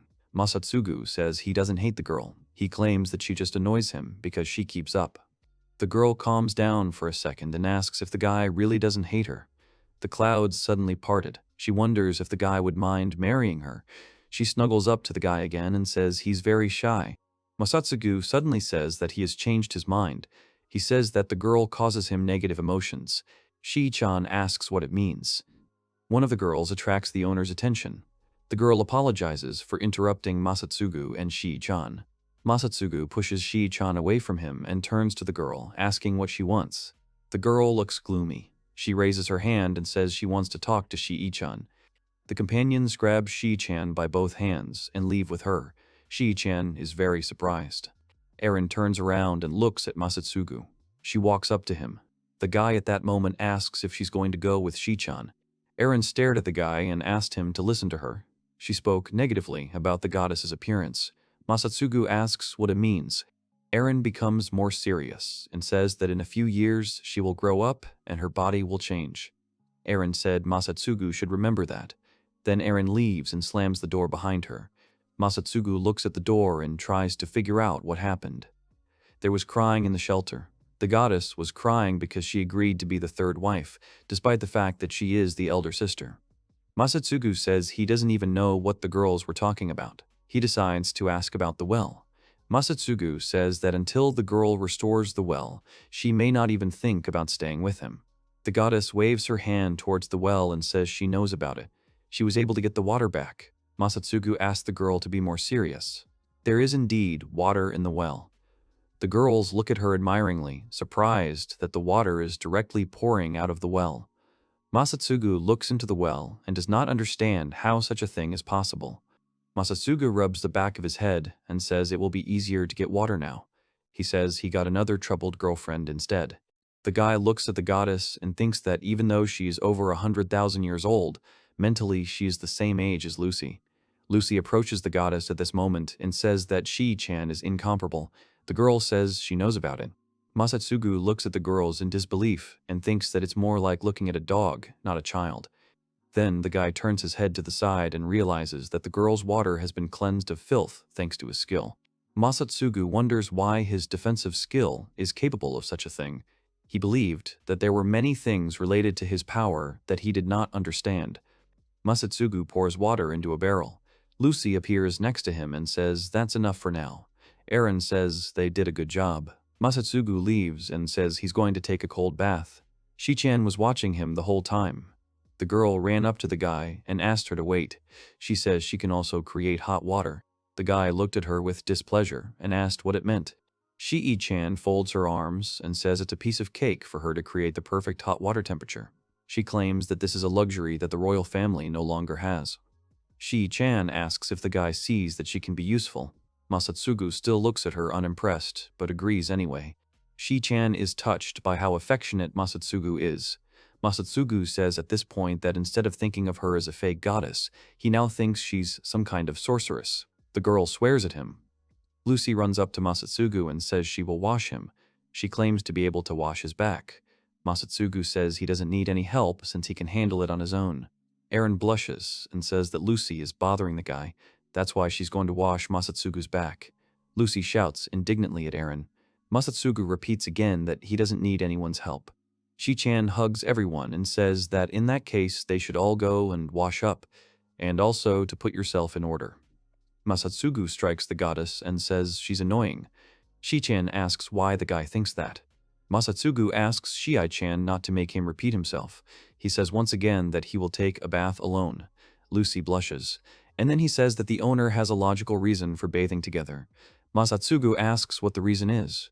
Lucy says that if the four of them don't go for a swim, they won't be able to wash each other's backs. Masatsugu smiles and says he's ready to think about the girl's words if she tells him. Then he sighs and asks what the problem is. Masatsugu claims that they can wash their backs on their own. Lucy closes her eyes and says that the guy is probably really very experienced. She believes that he has enough experience to wash his back on his own. Then Lucy abruptly opens her eyes and says that her and Eren's bodies are small. She says it will be difficult for them to wash them on their own. Masatsugu hesitantly asks if Eren and Lucy really think that. They smoke out a positive response. Masatsugu says that in this case they will just need to wash each other's backs. Lucy argues that this is an illogical decision. Masatsugu asks what the girl just said. He wonders if the girl really wants to say that he is acting illogically. Lucy lowers her head and says she's not that arrogant. Lucy becomes more serious and says that if there are only 3 of them, they will end up in a triangle and will not be able to wash each other's backs. She says there should be 4 of them. Masatsugu looks at the girl and says that everything is clear to him. Lucy says that if they do that, it will take a very long time and they may catch a cold. She says that's why it's more logical to go with 4 people at the same time. Shi-chan grabs everyone's hands and leads them to the bathroom. She says she's tired of conflict. She suggests going to the bathroom and relieving all accumulated fatigue. Everyone goes to the bathroom. Shi-chan spreads his arms and admires the space of the bathtub. Lucy is sitting on the tile at this moment and says that this is no longer a sauna, but a hot spring. At this time, Eren says that the last time she took a bath was about a year ago. Lucy snuggles up to Masatsugu and says that it's very warm next to him. Masatsugu bends the body forward, and then he says it's just hot water. Eren says that even though a guy says things like that, he's still happy to have girls around him. Masatsugu gets tense and asks why the girl thinks that. Eren asks the guy to forget about it, as it's time to wash his backs. Shi-chan screams with joy. Everyone sits down behind each other and starts rubbing each other's backs. Eren turns around and looks at Masatsugu, smiling. She asks if the guy is happy. She says he has the privilege of washing the princess's back. Masatsugu smiles and says it would be an honor for him. He claims that he is so happy that he cannot contain his admiration. Eren blushes and covers her face with her hand. She abruptly gets up from her seat and asks what all this means. Eren claims that the guy talks like a knight. She's breathing heavily and can't calm down. Masatsugu lifts the sponge and asks if he can continue. He turns to Eren, who was still standing there blushing. The girl sits down with her back to Masatsugu, and the guy starts rubbing her back. Eren blushes and asks the guy to continue. Masatsugu is wondering what is going on at this moment. Shi-chan jumps on the guy's back and asks him to wash her back. The guy pays attention to the fact that the girl is clinging to him. He looks at her in disbelief. Shi-chan looks at the guy with a smile and asks if he is really confused because she is holding him so close to her. Masatsugu gives a negative answer. He looks gloomily at the girl and says that he had a strange feeling as if he was being hugged by a cow. Shi-chan screams out of anger and frustration. The girl says she is not an animal. Masatsugu says he doesn't care. He asks the girl to let Eren wash her back. Shi-chan gets cranky and says she wants Masatsugu to wash her back. Masatsugu sighs heavily and looks at the girl with displeasure. He agrees and says that he will show the girl the traditional way of washing her back used in his world. Masatsugu asks if the girl can create a lot of water so that it looks like a waterfall. Shi-chan says he will do it. The girl starts using water magic and says that she can even cause rain in a huge area. The girl raises her hands, which causes a strong splash of water. Masatsugu asks the girl to make the water as cold as possible. The girl listens. Masatsugu then asks the girl to go and stand under the water. The girl gets under the water and screams. She thinks it's just a training session under a waterfall. Masatsugu understands that the girl knows about it. He clucks. The guy says that in his homeland, this method of purification was used for religious purposes. He thinks it would be very appropriate for a goddess like Shi-chan. Shi-chan suddenly screams for the guy to stop, as it's inappropriate. Masatsugu pushes the girl forward and says she annoys him. He demands that the girl just go ahead. Shi-chan stands under the waterfall and screams because he feels the cold water. She turns around and asks if the guy wants her to feel bad. The girl grabs the guy by the arm and pulls him towards her. She says the guy feels the same way. Shi-chan dragged the guy into the waterfall, despite the fact that the guy was screaming. Masatsugu falls under a waterfall and screams because he is very cold. He swears at the goddess and calls her stupid. Shi-chan screams that she won't let him go. Lucy anxiously looks at the owner and wants to help him. Aaron says at this point that Masatsugu is not going anywhere. Shi-chan yells at Masatsugu. She asks what the guy thinks about why she woke up from her millennial dream. She says it was all to play family with Masatsugu. Masatsugu says he doesn't care. He asks the girls to go and play somewhere else. Shi-chan shouts at Masatsugu again. Masatsugu gets angry and says that he really promised that he would teach Lucy how to play, but he did not say that he would play with her. Lucy claims that Masatsugu is the only one who can play the role of father. Suddenly, a bell rings. The guy turns around and asks what kind of visitor has come to them. An old man comes into the shelter and apologizes for disturbing him in the early morning. He greets Masatsugu. A man with a scar on his face appears behind him. Masatsugu notices that the elderly man is using a cane. He was worried about a man who was behind an elderly man. The elderly man chuckles. It seems to him that Masatsugu is really skilled. He read about it in the newspaper. He's glad that he didn't take the rumors about Masatsugu seriously. Masatsugu asks what the older man wanted. He believes that people like him have nothing to do in his orphanage. The older man asks him to excuse him and says that they have something very important to discuss. He asks if he can come in. Masatsugu's visitors don't seem like simple people he could just turn down. He agrees anyway and says that the visitors can come inside. An elderly man introduces himself by the name of Kinberg Titano.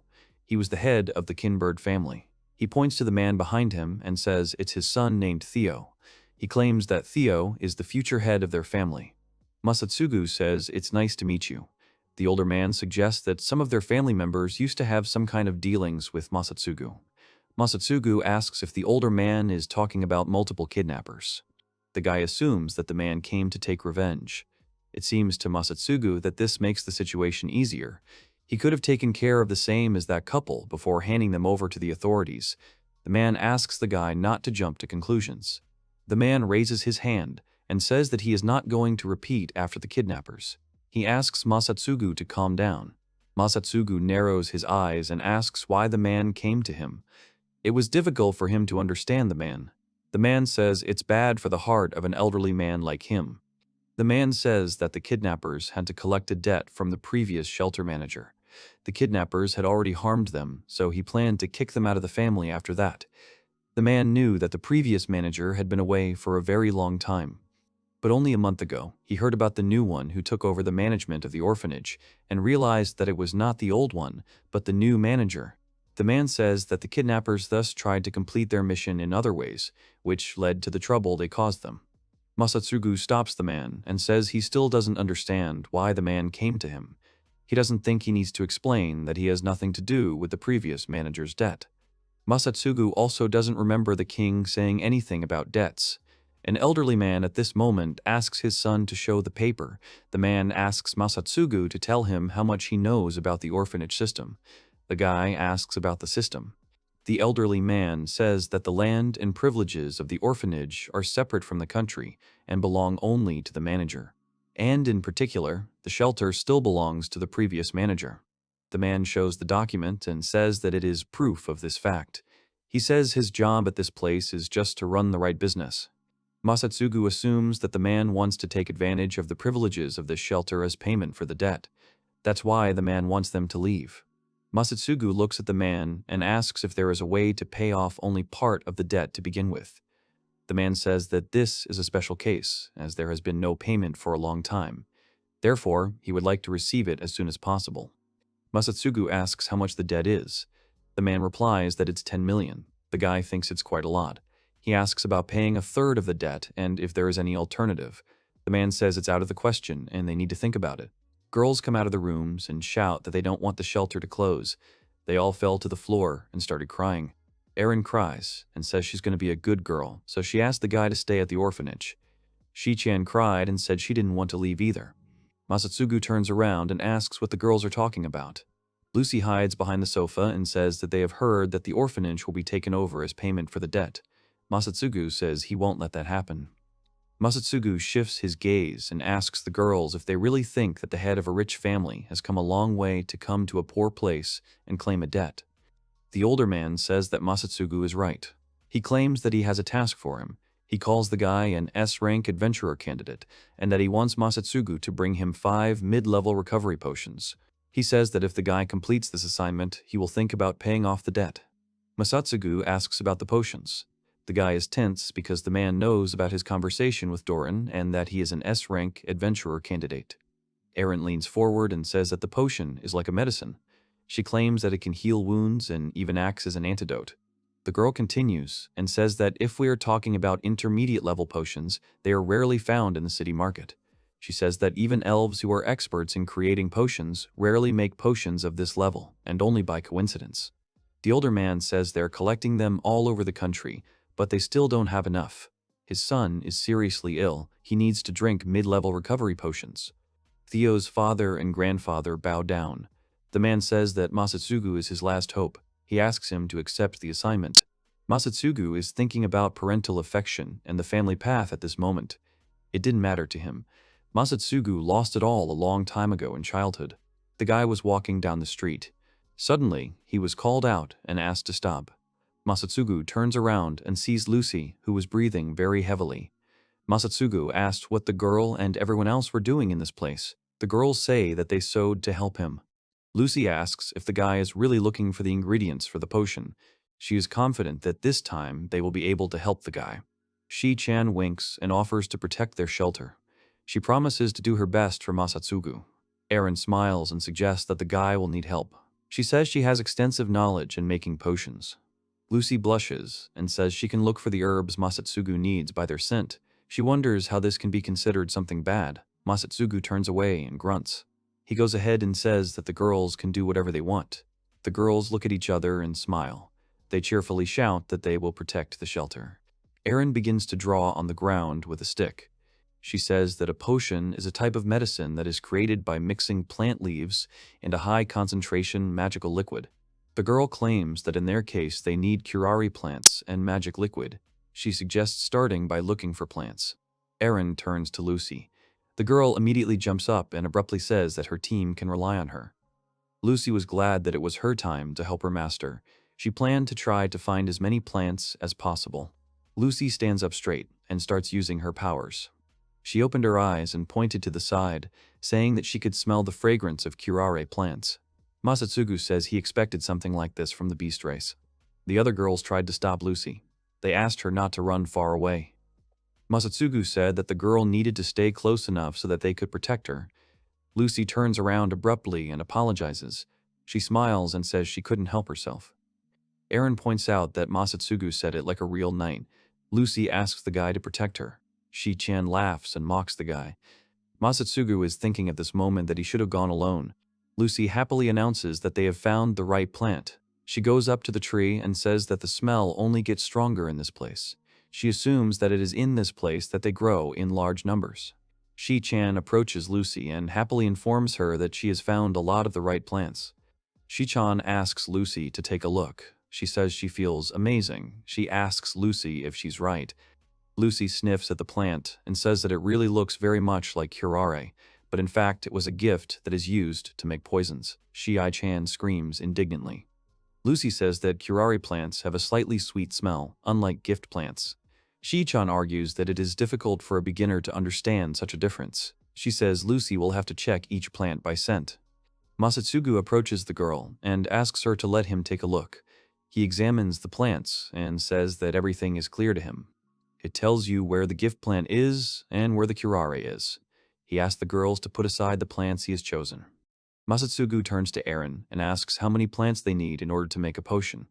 Eren stops the guy abruptly and asks how he distinguishes the plant. Masatsugu responds that leaves are not the only way to distinguish plants from each other. Eren chuckles questioningly. Masatsugu says that it becomes clear when you compare the stems. It shows that the curare has a round stem and the gift plant has a semicircular one. Lucy approaches Masatsugu and admires his amazing powers of observation. Masatsugu says that when a person needs to eat wild plants, this is the basic principle.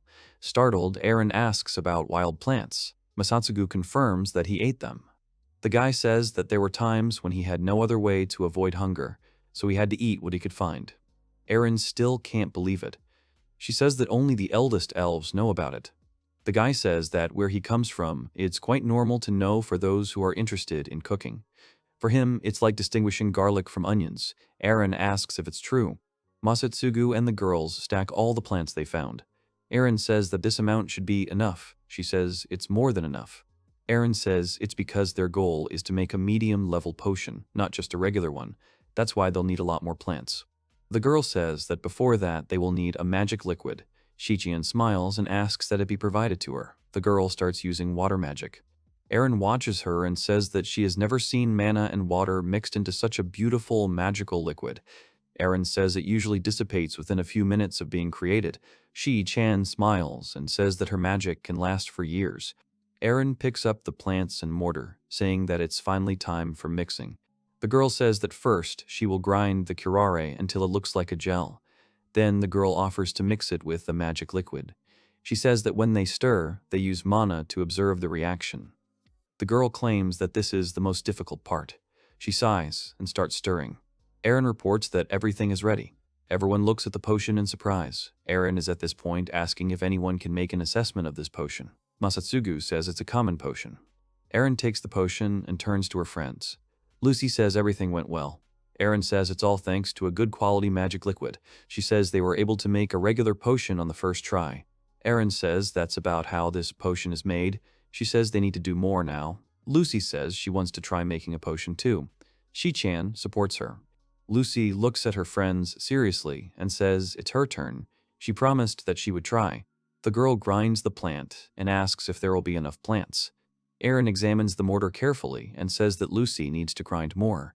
She says the girl doesn't have to stop until the mixture is sticky. Masatsugu looks and thinks that they no longer have any plants. At this point, Lucy says that they should now move on to the mixing phase. Eren wishes her luck. Lucy carefully mixes the ingredients. Then she sighs heavily and says she was able to do it. She closes her eyes and asks Masatsugu to evaluate the potion. Masatsugu examines the potion and says that it is unsuccessful. Lucy screams in displeasure. Lucy says it's quite difficult to make it. Eren says that a girl needs a lot of training in order to make a good potion. She mentions that even a failed healing potion can still suppress hunger. Lucy tries the potion and says it's very bitter. Eren smiles and says that at least the girl is holding the bowl with good manners. Lucy thanks her. Shi-chan attracts attention and says that now it's her turn to brew a high-level potion. She says that she will show Masatsugu what the divine spirit is capable of. Shi-chan begins to actively grind the leaves. Then she abruptly started mixing it with the magic liquid. Shi-chan screams that it's time for the final part. She asks Masatsugu to watch carefully. Masatsugu looks at the girl unimpressed and asks if she can work more quietly. Shi-chan uses mana and screams. Masatsugu looks at the girl and it seems to him that in this process something is clearly different from Eren's potion. He assumes that she was indeed the leader of the water spirits. Shi-chan picks up the potion and demands that everyone watch. Eren examines the potion and says that everything is bad. She throws the potion and says it's about to explode. Masatsugu and Lucy chuckle questioningly. An explosion occurs. When the smoke clears, Masatsugu comes out, holding heavily and rejoicing that he managed to protect the girls. He says that Shi-chan was lucky that his defensive skill was activated. Shi-chan starts crying loudly and apologizes. Masatsugu looks at the divine spirit and asks if she is the spirit of death. He claims that she could have harmed them. The smoke completely dissipates. The girls were stacking mortars and vials for the potion that was left. Erin looks at the vials and says she can make a simple potion, but something was wrong. She was faced with the problem of creating intermediate-level potions. Lucy apologizes and says it's because she's useless. Shi-chan says it's not true. She claims that she failed as an older sister because she couldn't protect their home. Lucy cries and says she doesn't want to leave everyone. Shi-chan says he doesn't want to break up either. Masatsugu picks up the potion and chuckles. He asks how much longer the girls will pointlessly complain. He says he needs to look at the potion. Eren looks at Masatsugu and says he can't control his magic. The guy says that in this case, he will try to succeed. The girls look at the guy in surprise. Masatsugu picks up a plant and begins to grind them first and then mix them. The guy picks up a potion and begins to conjure. He opens his eyes and looks at the potion. He says he was able to make a mid-level potion. The girls stare at Masatsugu and the potion in amazement. Everyone runs up to Masatsugu and starts hugging him. The girls are happy and say that Masatsugu is great. The girls also started thanking him. Eren asks why it was possible to make the potion right now. Masatsugu says there are 2 points. He claims that the first one is the freshness of the ingredients. Eren asks how freshness affects the potion. Masatsugu compares the potion to vegetable soup. The girl looks at the guy in disbelief. Masatsugu says he confirmed this by looking at her work. He compares it to using mana as a seasoning. The girl asks what the guy is talking about. She had never heard of such a thing before. Masatsugu says that potions are, generally speaking, an extremely difficult mixture that needs to be carefully processed. Eren gets angry and says that this level of skill would take decades of effort to eventually do the right thing. Masatsugu says it was a mistake. He says that when making vegetable soup, they will also have to chop the vegetables and use pasta, mixing everything together with the broth and seasoning. Masatsugu says that when it comes to cooking, the freshness of ingredients is extremely important. He says that the pilgrimage to the vegetable markets in the past world was worth it. The girl is surprised that their master was doing something like that. Masatsugu smiles and says that he should have checked them with his own eyes, touched them. Lucy remembers and realizes that it wasn't quite like that. Masatsugu says that the second point is to pour in a large amount of high-purity mana. Lucy mentions something about controlling the master's magic. Masatsugu agrees with her. And then he says he can use some resurrection magic, so he just poured his magic liquid. Everyone is surprised. Eren asks who will use great magic, like resurrection, to make potions. Masatsugu continues and says that as a result, the affinity with the magic liquid was high. Resurrection is a spell that heals living beings filled with a magical liquid called blood. He says that if this is not the case, then the theory does not match. Masatsugu finishes his story. Eren's face darkens. She says it worked in the end, so she has no choice but to believe it. She believes that this will lead to the rewriting of books. Shi-chan covers his mouth with his hand and says that if they announce this, it will undoubtedly cause a big uproar. Lucy screams that this is a victory of thought. Masatsugu holds the potion in his hand and says that it is better not to make this method public. He says that money-related things tend to get people into trouble. Masatsugu claims that they can finish this task and save the shelter. Eren says that if they do that, then some of the priorities will be shifted back. Masatsugu says what the other 4 potions will do right now. Everyone cheers. Masatsugu takes a bunch of potions and says that now all 5 are ready. Lucy smiles and says that now they definitely won't lose the shelter. The guy suddenly freezes and covers Lucy's mouth with his hand. He tells her to be quiet. Everyone is looking away. Masatsugu says at this moment that someone is coming towards them. A few seconds later, monsters jump down from the tree. They look at Masatsugu with predatory eyes. Shi-chan screams and calls the creatures Gale Goblins. These are forest killers who use skills one by one, acting as a team. She says they are praised as the strongest representatives among all goblins. The girl claims that they are equal to S-rank monsters. The goblins say they were hiding for a lot of money, but they saw something interesting. Goblin says he smelled a pretty high-quality potion. He claims that their king will be pleased. Eren doesn't understand which king the goblin is talking about. Goblin demands that people give him potions. He says that if they don't, then they will all be defeated. Lucy glares at the goblins and demands that these jokes stop. She says these potions are more important than their lives. Eren says they don't have anything to give to inferior beings like them. Shi-chan also defended herself. The goblin smiles maliciously. and asks if Masatsugu's squad would really do that. He claims that they chose to be defeated. Masatsugu and his team wanted to protect the shelter so that it wouldn't happen, but it was unknown if they would be able to resolve this conflict. While the goblin was talking about how Masatsugu's squad had chosen to be defeated, the guy was looking around and preparing to defend himself. The entire Masatsugu squad was surrounded by the strongest goblin race, known for their amazing teamwork. The goblin starts moving fast. He speaks negatively about the Masatsugu squad. He believes that if they had not resisted, they could have avoided the worst consequences. The goblin looks away and notices that his friend's arm has been cut off. His companions screamed and fell. The goblin leader doesn't understand what happened. Masatsugu holds the goblin's hand and squeezes it harder. He glares at the goblins and says they are even more noisy than she. The goblins start growling, and Masatsugu says at that moment that he was thinking that they could settle everything peacefully. Masatsugu says that the goblins tried to take the lives of the daughters of his orphanage, which makes him feel uncomfortable. He throws his hand aside and says it's time to exterminate all the pests. One of the goblins asks who the guy called a pest. The second goblin says that they are the elite. He couldn't let Masatsugu treat them like this. The goblin leader points at Masatsugu and says he won't let him treat them like that. Lucy screams in fright. At this moment, Masatsugu abruptly finds himself next to the goblin and stabs him. Then he grabs his arm and pulls him back. While the goblins watched their comrade fly away, Masatsugu managed to approach them and take the knives. The goblins turned around in surprise. The goblins screamed furiously because Masatsugu had taken their knives.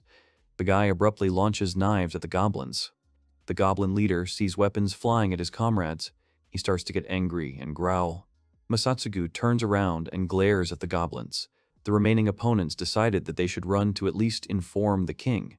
As the goblins ran, Masatsugu grabbed a knife and threw it at one of the goblins, saying he would not let them escape. Goblins fall to the ground. Masatsugu stands there for a while, and then turns around and says that they wasted their time. He says it's time for them to go back. Lucy runs up to Masatsugu. She is glad that Masatsugu is thinking about their safety.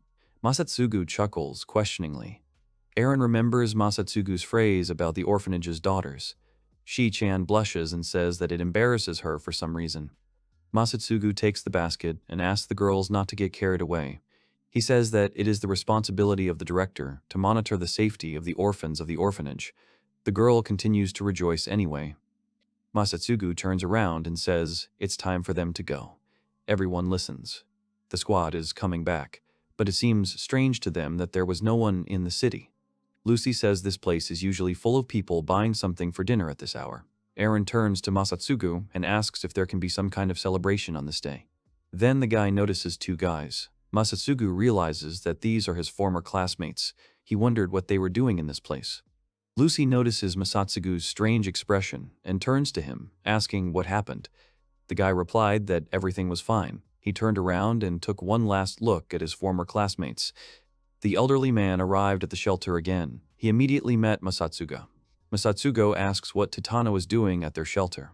It was hard for the man to break the news. He says that by order of the king, it was decided that the orphanage would be confiscated. All the girls stare at the older man in shock. Masatsugu looked at him with displeasure as new problems appeared. He did not understand what was the reason for the royal order. Masatsugu asks if the man is really going to take the shelter away from him. He says they were going to pay off the debts for the orphanage with medium recovery potions. He asks if they have agreed on a postponement. All the girls support Masatsugu. Lucy starts crying and says Titano is terrible. She was unhappy with the way it happened, even though her master's potions had finally become popular. The older man begins to understand the reason for the orphanage's debts. He tries to say something else, but Masatsugu interrupts him. The guy says he doesn't care. The man noticed that Masatsugu was getting angrier every day. He tries to justify himself by saying that he is just following the orders of the kingdom. The guy asks if the man really wants to say that the public finances of this kingdom and his orphanage have nothing in common. The man confirms this information. The man says that when the war starts, they will have nowhere to store the necessary equipment to support the army. He continues and says that when this happens, the king will stop caring about his appearance and will start ceding land, no matter what the cost. The guy asks if the girls really haven't heard anything about their relationship with the neighboring kingdom. He claims that they are not very good. He reminds me that they talked about it this morning. Suddenly, a man comes running to them who attracts Masatsugu's attention. The guy recognizes Doran. The man asks to be listened to. Masatsugu is stressed out by the fact that first the head of the mafia comes to him, and now the guild master. He felt very annoyed about it. A man reports that a procession of goblins has begun. He claims that they will be held in his place at about noon. Erin and all the other girls are very surprised. Masatsugu looks at the man questioningly. At that time, civil servants gathered on the street. They have finished evacuating the residence. The guy with the blonde hair said it was time for them to get ready. He invited everyone to come forward. The dark-haired guy asks about the goblin invasion. He asks why they attach so much importance to the fact that the Goblin King will pass through the kingdom. The girl in the hood says that this is a legendary event that left nothing but ruins. The girl continues and talks about how when the Goblin King is born, the goblins, who usually live an unorganized life, begin to gather together, and when that day comes, they all march. The girl with short hair asks if the Goblin King really wants to start a war, and that if the king is gone, the goblins will become disorganized again. The girl says that before they reach the king, they will have to go through thousands of goblins who make up his personal guard. The dark-haired guy says that even though the girl claims so, she should not have forgotten that they are heroes from another world. He is confident that they will not lose to any number of goblins. The girl in the hood looks at the guy and says that she absolutely believes in him and his victory. The guy pulls out his sword and says it's finally time for him to contribute his legacy to this kingdom. He says he can defeat the king with the holy sword. The guy starts swinging his sword. The rest of the squad comes up to him and says it could be dangerous. The dark-haired guy smiles darkly and speaks negatively about goblins. He says they are not dangerous enemies. The guy also claims that while they have an afternoon nap, he will take care of all the pests. The girl looks ahead gloomily. Masatsugu finally understands what's going on. Lucy repeats that there will be a direct clash with the goblins. Erin says that no one can stand up to an entire army of goblins, no matter how many heroes fight. She claims that this is comparable to a death sentence. Masatsugu can hardly believe that spoiled guys will be able to participate in some deadly battle, not to mention a war. He wonders why they made such a decision. The guy thinks that at this moment they have about the same feelings as they had in the previous world. Masatsugu says that, judging by the situation, he won't have time to meet them before everything starts. The man becomes more serious, and then bends down and begs Masatsugu to help save the kingdom. The man asks if the entire adventurer guild really relies on him alone. Masatsugu says that the entire guild will rely on a newcomer with a dubious background like his. The man takes a scroll out of his pocket and says that the guild operates on a service system. The guy looks at the scroll and wonders what his achievements are doing in it. It seems to him that this can be compared to business. The man says that because of Masatsugu's exploits in destroying the orichalcum sword and curbing the rampage of the A-rank adventurer, all the leaders approved of it. The man says Masatsugu is without a doubt one of the few who has S-rank strength. He says that the guild can only gather about 300 people, and he claims that there is no one but him who could lead their combined force of 10,000 people. He says that if they want to protect their homes from the goblin invasion, they will need the strength of someone with Masatsugu's power. The man continues to persuade Masatsugu and says that none of the other S-rank adventurers will be able to return until noon the next day. He believes that at this rate, the kingdom will be destroyed. He begs Masatsugu for help again. Masatsugu asks Doran to raise his head. He says he understood the situation. The man raises his head and asks what the guy has decided. Masatsugu smiles and says he's leaving. Doran begs Masatsugu to save the country. Masatsugu looks at the man unimpressed and says that he does not want to participate in this, which greatly impresses him. Dora asks why Masatsugu refuses to participate in this. He tries to convince him that if the country falls, the orphanage will also be destroyed. Masatsugu says it's not his job. He claims to be employed at the orphanage. He asks the man to ask some other soldiers to help them. Doran continues to beg Masatsugu. He tries to persuade him by paying a lot for his help. He's offering 5 million for the job. Then he changes his offer to 10 million. Masatsugu looks haughtily at the man and says that he is not too busy with the issue of buying out the orphanage. The man continues to beg Masatsugu for help. Masatsugu opens his eyes wide, realizing something. He says the solution is pretty simple. The man asks what happened. Masatsugu says that something good has happened, as he has figured out how to solve all their problems. Lucy looks at the guy questioningly. Masatsugu turns to the head of the Kinberg family. He says he has to stop asking for a ransom for Luna's shelter. The man tries to resist, but Masatsugu demands that he be allowed to finish.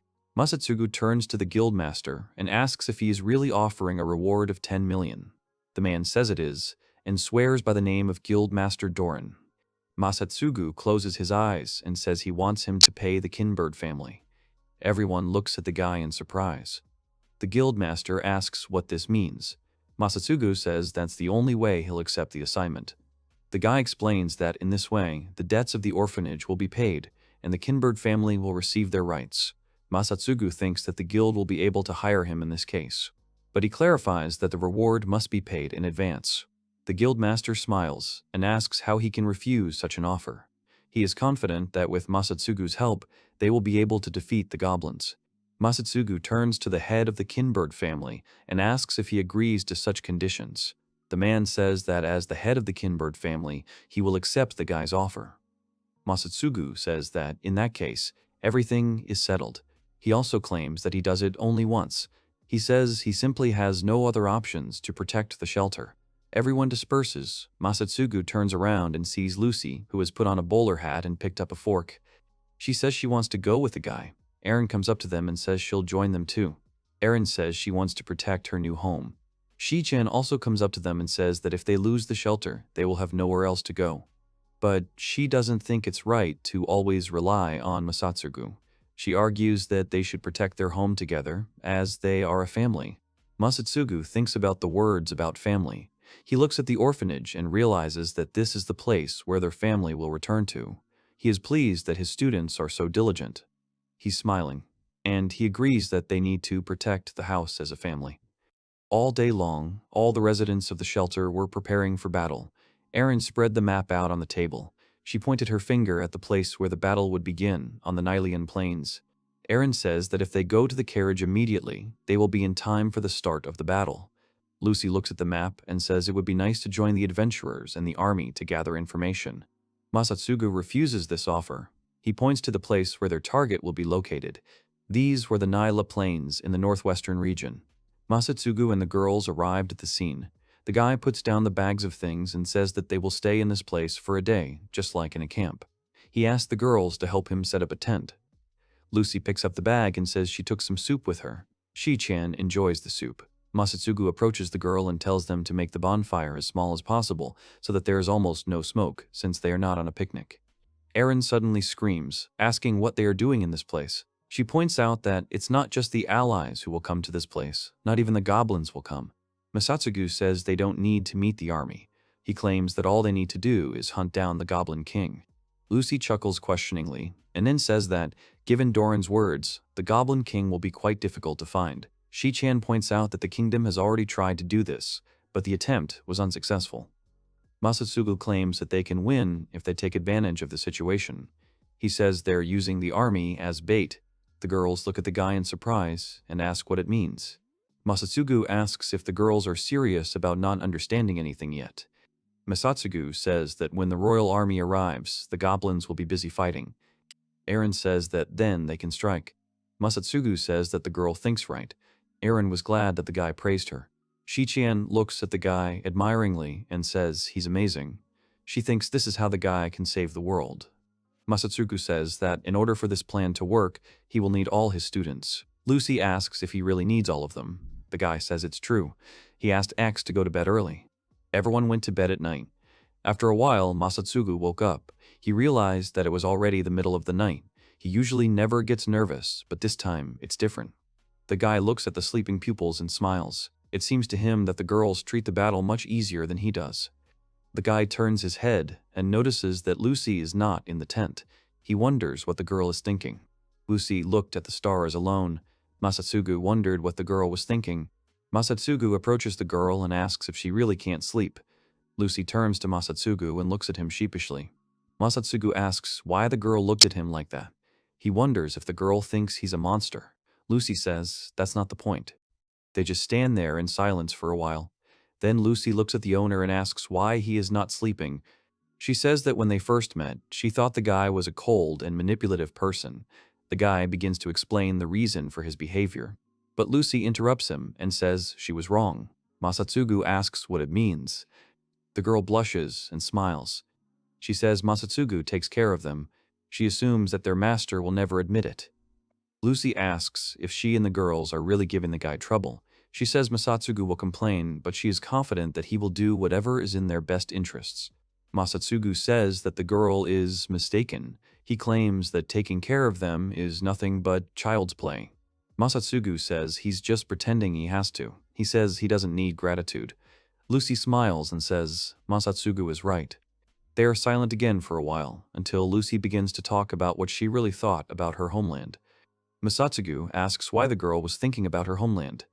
The girl tells that her homeland is the small town of Karan, located in the north, in the kingdom of Varsum. Lucy says that this place has the same view as there. She talks about how she really enjoyed being there and looking at the beautiful view of the moon. She remembers asking her parents to take her there. Lucy closes her eyes and says it's been a long time, and when she thinks she's going to forget about it, she remembers it again. In this case, Masatsugu decides to apologize for interrupting the girl. Lucy says it's okay. She claims that, on the contrary, she is glad that she met Masatsugu. The girl blushes and says she was very lonely and wanted to cry. But now that Masatsugu was standing next to her, all the bad feelings were gone.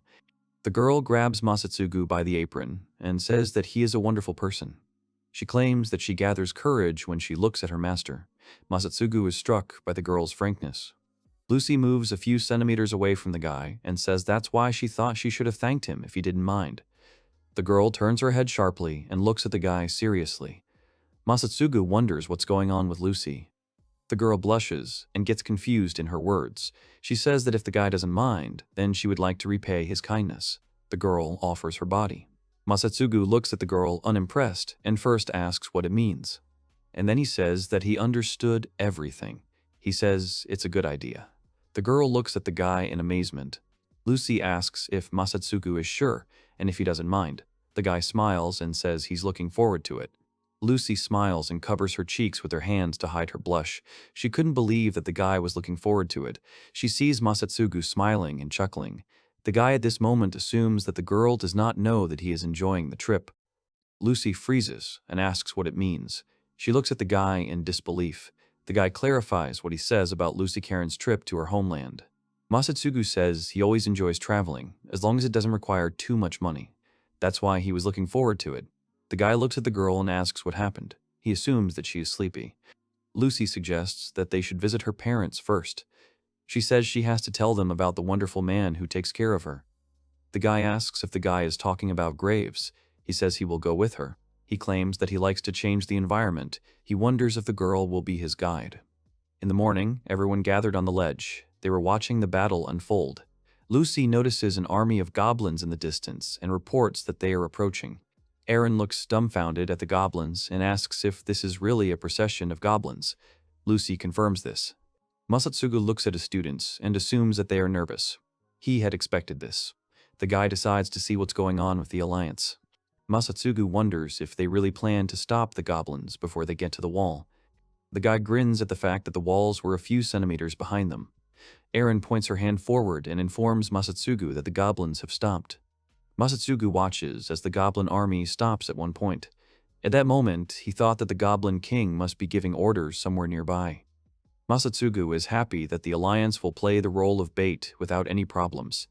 But when he thinks about it, he reflects that he doesn't just keep his students under his care. The guy understands that this also concerns him. He remembers how he was called into this world. He remembers that something directed him to the shelter of the moon at that moment so that he would stop this catastrophe. Then the guy stops and stops thinking about it. He turns to the girls and asks if they know what to do. Aaron says confidently that she knows how to act. Lucy says she practiced about 100 times, so she was confident in her abilities too.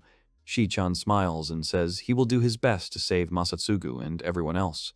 Masatsugu smiles and says it's their time to move out and act. They all joined forces for the mission. Masatsugu is going to explain the plan before the goblins arrive. At this point, Lucy says that she is a beast man, so she should be able to fight. Aaron looks at the guy seriously and says that she really doesn't have any combat experience, but she should have had the guts.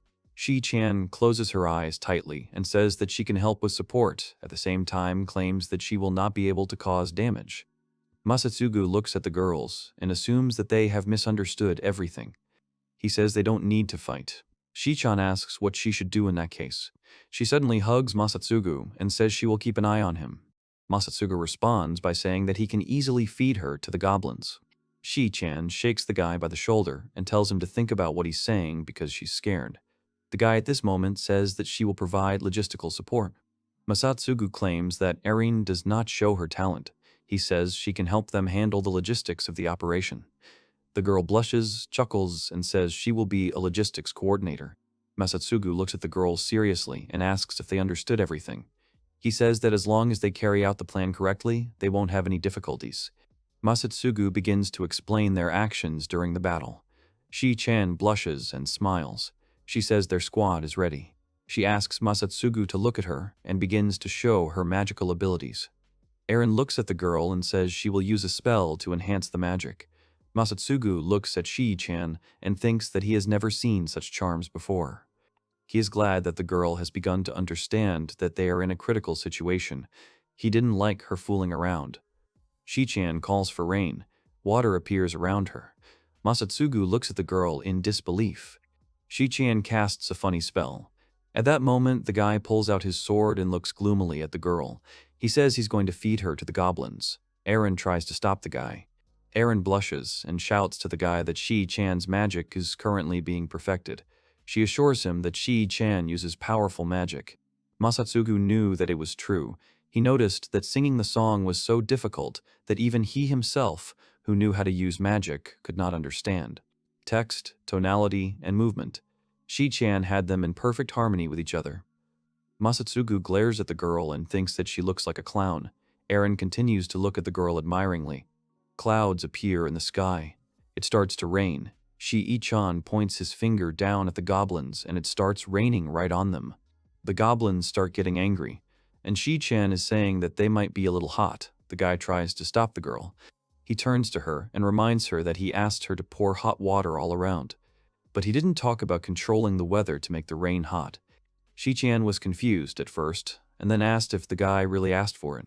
The girl didn't quite understand the instructions. Masatsugu felt that this would not affect the result, but he knew that hot water production and weather management were two completely different things. Masatsugu looks gloomily at the girl and says that she really is the goddess of water. The girl confirms this. Masatsugu says that he is sorry for everything that happened.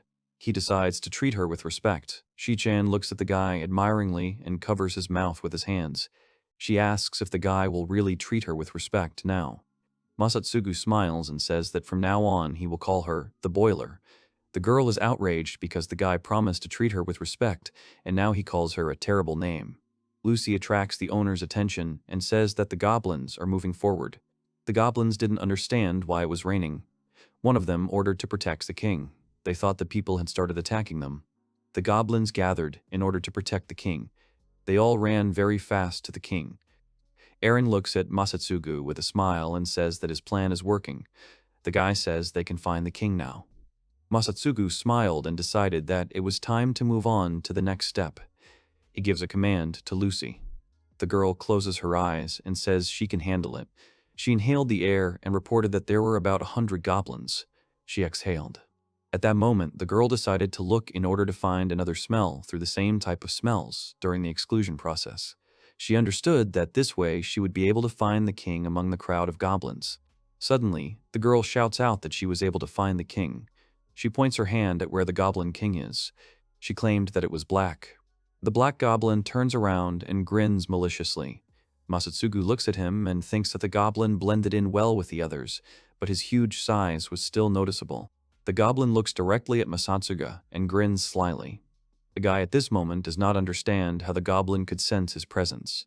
Masatsugu looks at the goblin with a smile and thinks that he is not the only one who is good at detection. The guy turns around and addresses Aaron. The girl says it's time to take a closer look at her magic. Masatsugu begins to soar. He examines his body. Then he turns around, as Lucy is calling him.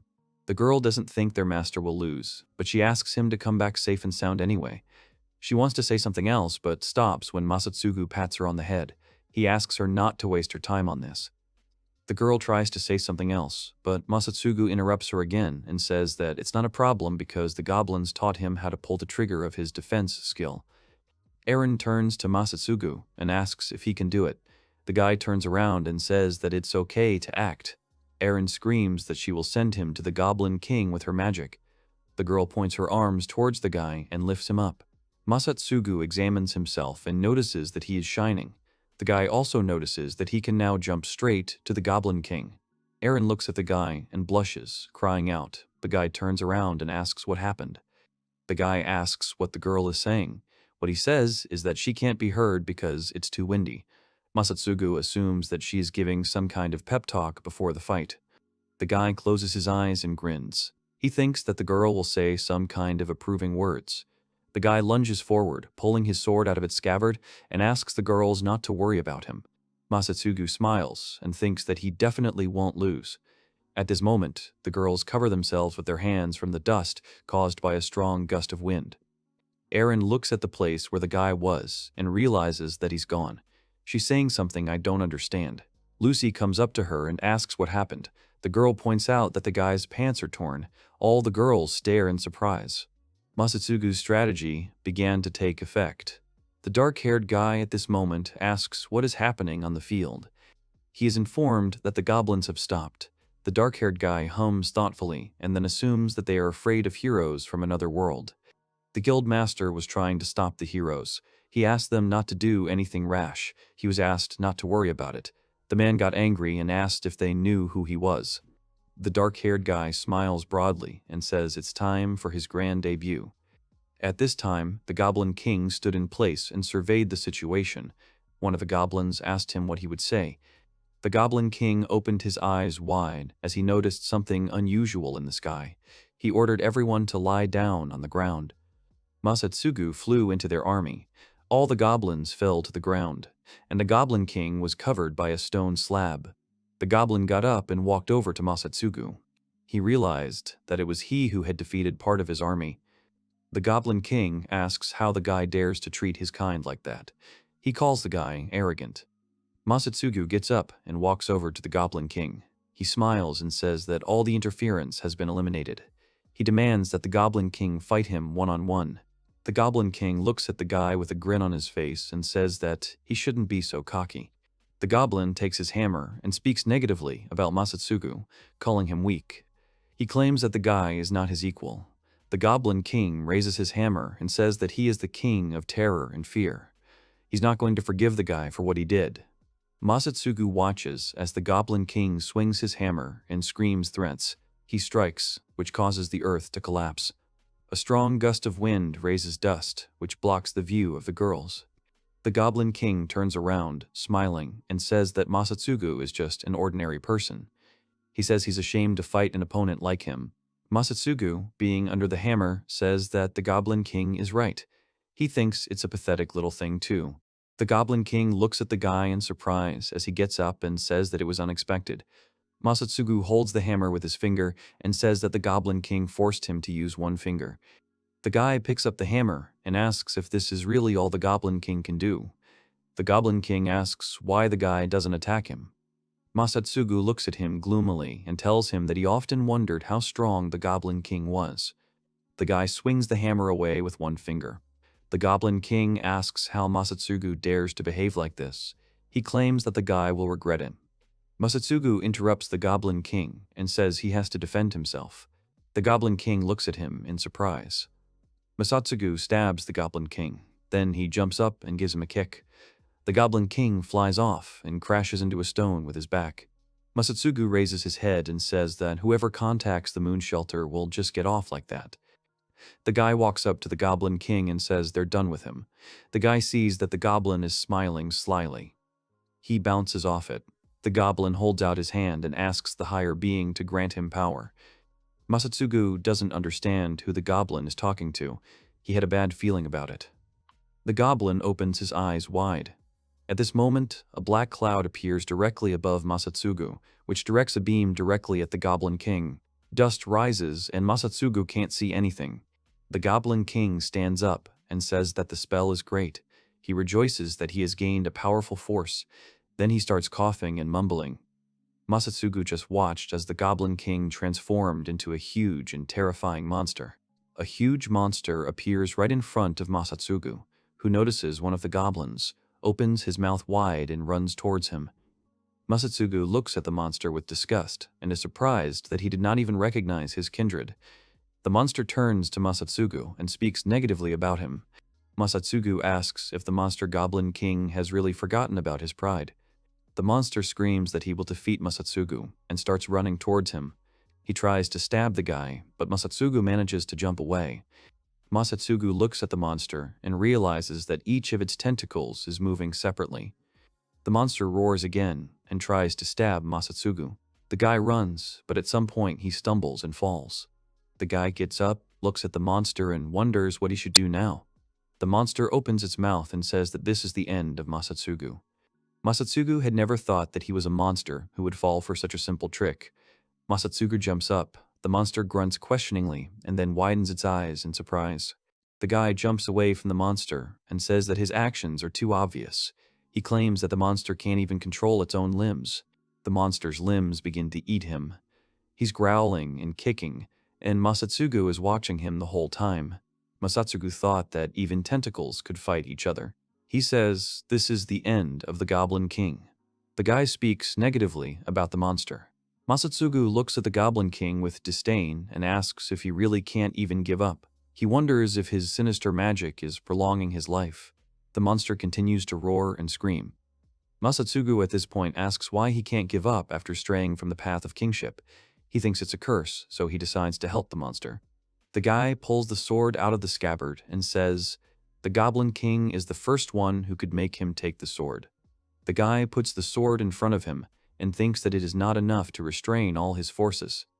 The guy decides that it will be enough for him if he finishes everything with one blow.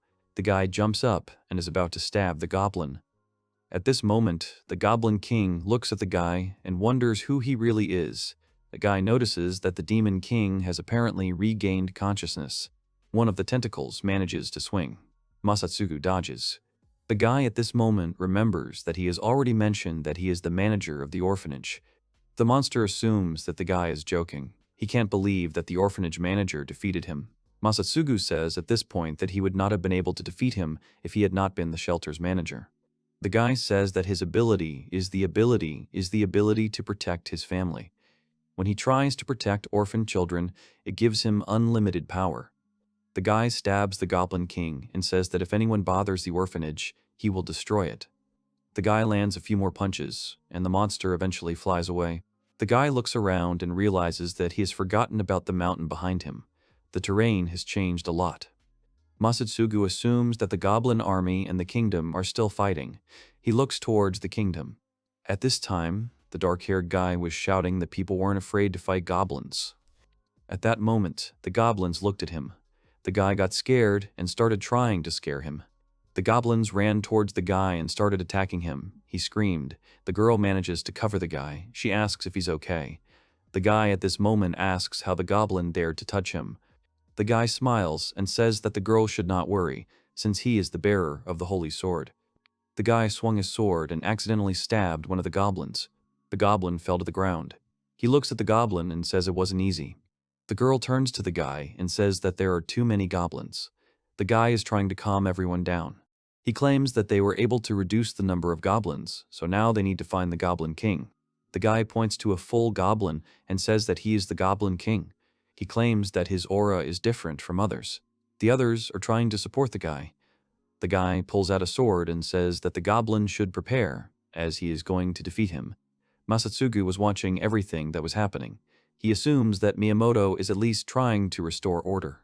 The guy thinks that saving the country was just a combination of circumstances. He notices that the Goblin King's body is disappearing. He's happy because he doesn't want to attract too much attention. The guy decided that he should go back to the girls. He was glad that his battle to protect the orphanage had ended without too much attention. Now they were all going to go home. Lucy and Masatsugu went to the market. The girl ran forward. Suddenly, she turned around and called Masatsugu. She says that potatoes have become cheaper. Masatsugu says that in this case they need to buy more potatoes. Masatsugu then wonders if it would be cheaper to grow potatoes in their garden. He thinks that then they will be able to use potatoes as seeds. While Masatsugu is buying potatoes, Lucy sees children running past them, shouting that a hero is coming. Masatsugu and Lucy raise their heads. The girl asks what Miyamoto is doing in this place. A huge number of people gathered, who rejoiced at the arrival of the hero. A guy rode by on a horse and waved to everyone. Everyone thanked him for saving him. Miyamoto was happy.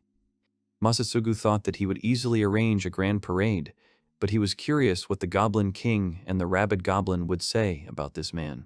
465. Masatsugu heard one of the villagers say that the power of their hero wielding their weapons was undoubtedly unfathomable. The second resident had heard that he had defeated the Goblin King with a single blow. A resident asks his friend if he was talking about how Miyamoto hit the Goblin King right near the gate. He had heard that the hero had staged an amazing spectacle. Lucy suddenly blushes and screams that this is not true. She says that the Goblin King was defeated by Masatsugu in the Nairia Valley. The residents turn around and ask what it means. They're interested in who the girl is. Masatsugu takes Lucy's hand and leads her away. He says they need to leave. The girl tries to stop him, but nothing happens. She turns around and then turns back to the guy and looks at him. When Masatsugu and Lucy reach the forest, the guy demands that the girl not say rash things. Lucy blushes and is indignant. She asks why the guy doesn't want to tell the truth. She says that if the guy doesn't do it, then the fake heroes will take away his merits. The girl looks down and remembers that Doran told her that if she tells the truth, their terrible attitude towards them will change. Masatsugu, without turning around, says it's a waste of fame. He says that a girl can do as she wants. He doesn't want to be a hero. Then he adds that he would like to live a peaceful life. The girl stops and looks at the guy. She turns to him. But the guy interrupts her and says he wants to finish the paper sample by the end of the day. The girl smiles and agrees with the guy. Lucy runs up to the guy and says that she is sure that Aaron will be there on time.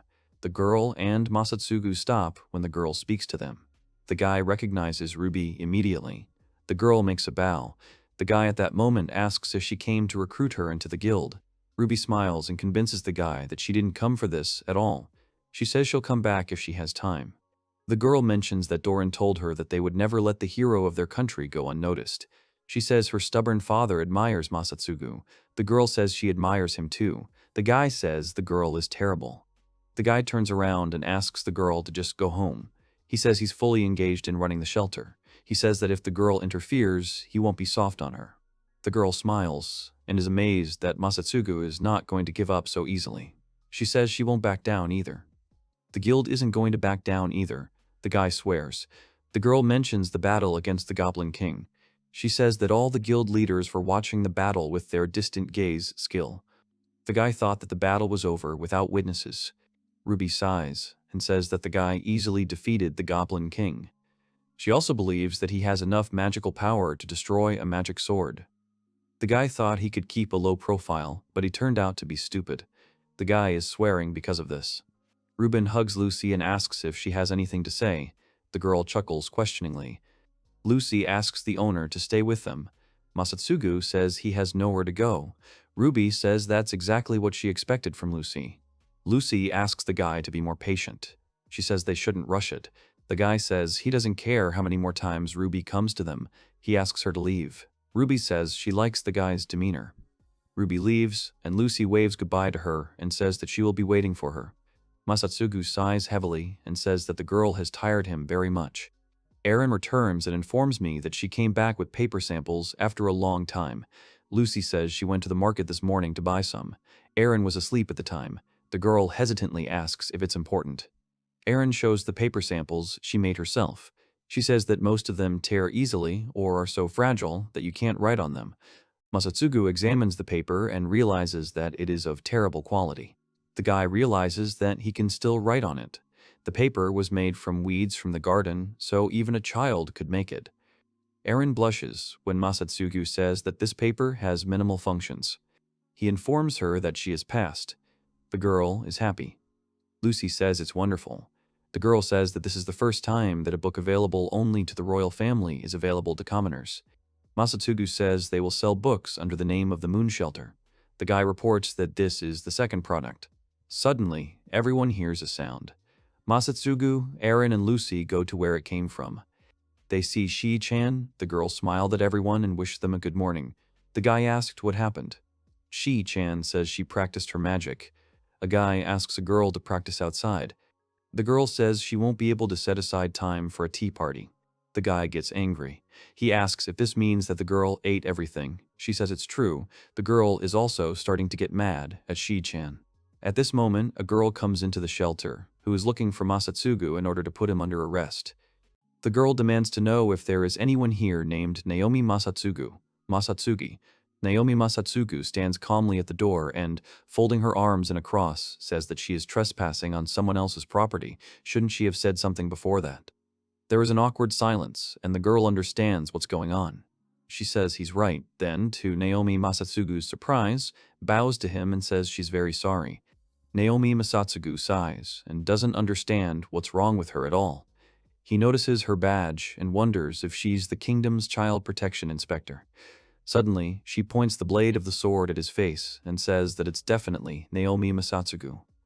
She screams that he is suspected of child abuse, so let him surrender without resistance. Naomi Masatsugu doesn't understand what this woman is talking about at all. She is outraged and screams even more. Who did he call a woman? She has a wonderful name, Eustacia Riemel. Naomi Masatsugu tells her right to her face that she is a hot-tempered woman. She screams in rage that she told him that she is not a woman. Her name is Eustacia Riemel. Let him say her name with her. Naomi Masatsugu sighs and asks her to keep her distance. Then a girl comes in, squeezes between them, and says they're both too close, which pushes Eustacia away. Naomi Masatsugu wonders if she really thought he would fight her. He's not hot-tempered enough to attack her out of the blue. He doesn't think they can continue in the same spirit. He addresses Eustacia as a woman and tells her to go back to where she came from, and then he will call her by her first name. She pulls back another step and says that's right. The girls look at her with interest. Naomi Masatsugu is generally perplexed. Eustacia Riemel says that the fact that he mentions her name will be proof that he recognized her justice. Naomi Masatsugu calls it nonsense. One girl asks if he didn't call him by his first name at first, if there is any reason for this. The other girl tells her that, in her opinion, she is the same as the others. Naomi Masatsugu addresses Eustacia by name and asks if she really decided to play a prank on them. She replies that she doesn't do such things. They stand and keep secrets. She points the sword at him again and shouts that he is suspected of child abuse. He will be taken into custody, and the orphans will be placed in orphanages and foster homes. Naomi Masatsugu says he doesn't know what laws apply in this country, but he's not going to confess to a crime he didn't commit. He wonders if she can't talk without drawing her sword. She keeps screaming, so he'll just keep pretending to be innocent. Naomi Masatsugu asks what evidence they have that they immediately classify him as a criminal. The girls are slowly getting together. Eustacia Riemel replies that they have evidence from an informant. To be precise, they received information that His Excellency Prime Minister Fortissimo personally came to the castle and asked the authorities to take action. Naomi Masatsugu wonders if an orphanage right out of the castle shouldn't worry those at the very top. He doesn't understand why they're interested. Eustacia Riemel says that according to the information, he did something out of line with these three. Naomi Masatsugu's face contorts in disbelief. He repeats her words. Did he really do something to these people? Eustacia Riemel confirms this. Naomi Masatsugu asks if she really thinks that what he is saying is nonsense. The girls stick up for him. One screams that the owner never touched them, even when they slept in the same bed with him. He is a gentleman. Horrified, Eustacia Riemel asks if they are really sleeping in the same bed. Naomi Masatsugu immediately shouts that there is a reason for this. The other girls reassure Eustacia and say that there is a reason for this. Masatsunu just cares about them. She doubts if this is true. One says she can't sleep without. What can she do, since he took her most precious thing, namely a knife for self-defense? Eustacia Riemel immediately asks if he took something important from her, and he shouts that she misunderstood everything. Shia says she doesn't think Ma-kun would do something like that. They only talked about how they wanted to have 10 children, and they even tried something with him, namely choosing their names. Eustacia Riemel asks if it's really 10. Naomi Masatsugu screams that she completely misunderstood. Eustacia Riemel turns to Shia and says that they are about the same age, so she can understand why she is interested in a relationship, but she's planning a big family. She tells her that more is better. Naomi Masatsugu aggressively tells Shia that if she says anything else that ruins his reputation, she will not get away with it. He is in no way going to have a relationship with this self-proclaimed goddess of poverty. Shia screams with tears. What a horror, they didn't come up with so many names for their children. He shouts that it wasn't them, but she made it up herself. Naomi Masatsugu is already talking calmly, sighing that this story can't be true. It's too stupid to believe in such a thing. Eustacia Riemel says that this situation has made her even more suspicious. She says he's right. It's like saying anything without proven evidence. Naomi Masatsugu asks her to just say what's on her mind. Eustacia Riemel adjusts her glasses and says that she herself will stay at the Luna shelter to see the truth with her own eyes. Naomi Masatsugu, perplexed, asks what she's talking about. Shia asks if she will stay at their shelter. She replies that yes, she will keep an eye on him all the time to make sure that he does not do anything strange with them. She shakes hands with the girls and tells them not to worry. One says it's great that she's staying, but if she's going to sleep here, she'll prepare a room for her. Eustacia Riemel says how wonderful they are, and then thanks them. Naomi Masatsugu says he didn't give permission. Erin says she thinks she should see it with her own eyes. The other agrees and says that his suspicions will quickly dissipate because he is still a bum. He wonders if he's really a bum. Naomi Masatsugu keeps thinking that she has no idea how annoying this is for him. In the end, he just agrees. Eustacia Riemel is happy. Naomi Masatsugu shouts that there are rules here. If she doesn't follow them, she will have to leave this place. Eustacia Riemel turns to him, offended, and asks him to repeat himself. Naomi Masatsugu says breakfast is at 7:30. Just let her try to oversleep. They have lunch at 1 p.m., a snack at 3 p.m., and dinner at 6 p.m., so don't forget to come to the dining room on time, because eating 3 meals a day is the key to health. He says that no one will get up from the table until the dishes are washed. They go to bed at 21:00 at the latest, otherwise she won't grow up. Eustacia Riemel smiles awkwardly. Naomi Masatsugu asks if he said something funny. He tells her not to worry. After all, he will cook the food. It doesn't matter if he cooks for 4 or 5 girls. She stays in place. Naomi Masatsugu asks the girl to show her everything. Eustacia Riemel wants to say something. Naomi Masatsugu asks what it is about. She covers her mouth and says nothing. She smiles and blushes, after which she says that everything is fine. Now she will be under his care. Naomi Masatsugu looks surprised and perplexed, while the girl calls Eustacia to show her the room. Naomi Masatsugu thinks he's kind of relieved. He'll never get rich living here after all. He doesn't have a job. He wonders how long it took high society people to disrupt such a poor lifestyle. He sighs. The girls go on a tour of the house. Eustacia Riemel screams that he is not only committing crimes against children, but also fraud. She holds a cup and shouts that serving people such dirty water is just robbery, in her opinion. Naomi Masatsugu tells her not to ruin his reputation. It's a drink from his country called coffee. She sniffs it and says it definitely smells good. Naomi Masatsugu reflects that, more precisely, these are toasted coffee beans that they found in the mountains. Probably everything is in order. Eustacia Riemel asks, however, to let her check whether it is safe to drink it or not. Naomi Masatsugu agrees and tells her to help herself. He thought she would be angry, but she is unexpectedly calm. Shia says that, in her opinion, the master is simply overjoyed that she is ready to sacrifice her life by testing the poison of this drink. Naomi Masatsugu screams that it's not for that reason. Naomi Masatsugu says that as punishment for giving people the wrong impression of him, tonight's dinner will be mostly vegetables. Perplexed, Shay asks how extra vegetables for dinner can be a punishment. Naomi Masatsugu says, anyway, if she's going to try a drink, then let her drink it already. He doesn't want to be late on the day when they present a new product in their store. Eustacia Riemel agrees. She holds out the cup and shouts at everyone to look at it carefully. If her health deteriorates greatly after she drinks it, selling coffee is out of the question. She drinks it and then spits it all on Naomi Masatsugu's face. Shia screams that he is hot, calling her stupid. She awkwardly apologizes to the master. They wipe his face, and Naomi Masatsugu says, to think that someone would try to drink something they've never tasted before in one big gulp. Eustacia Riemel says she didn't think it would be bitter. The girl tells Ma-kun that she has finished wiping his face. It would be terrible if he got burned, so let him rest.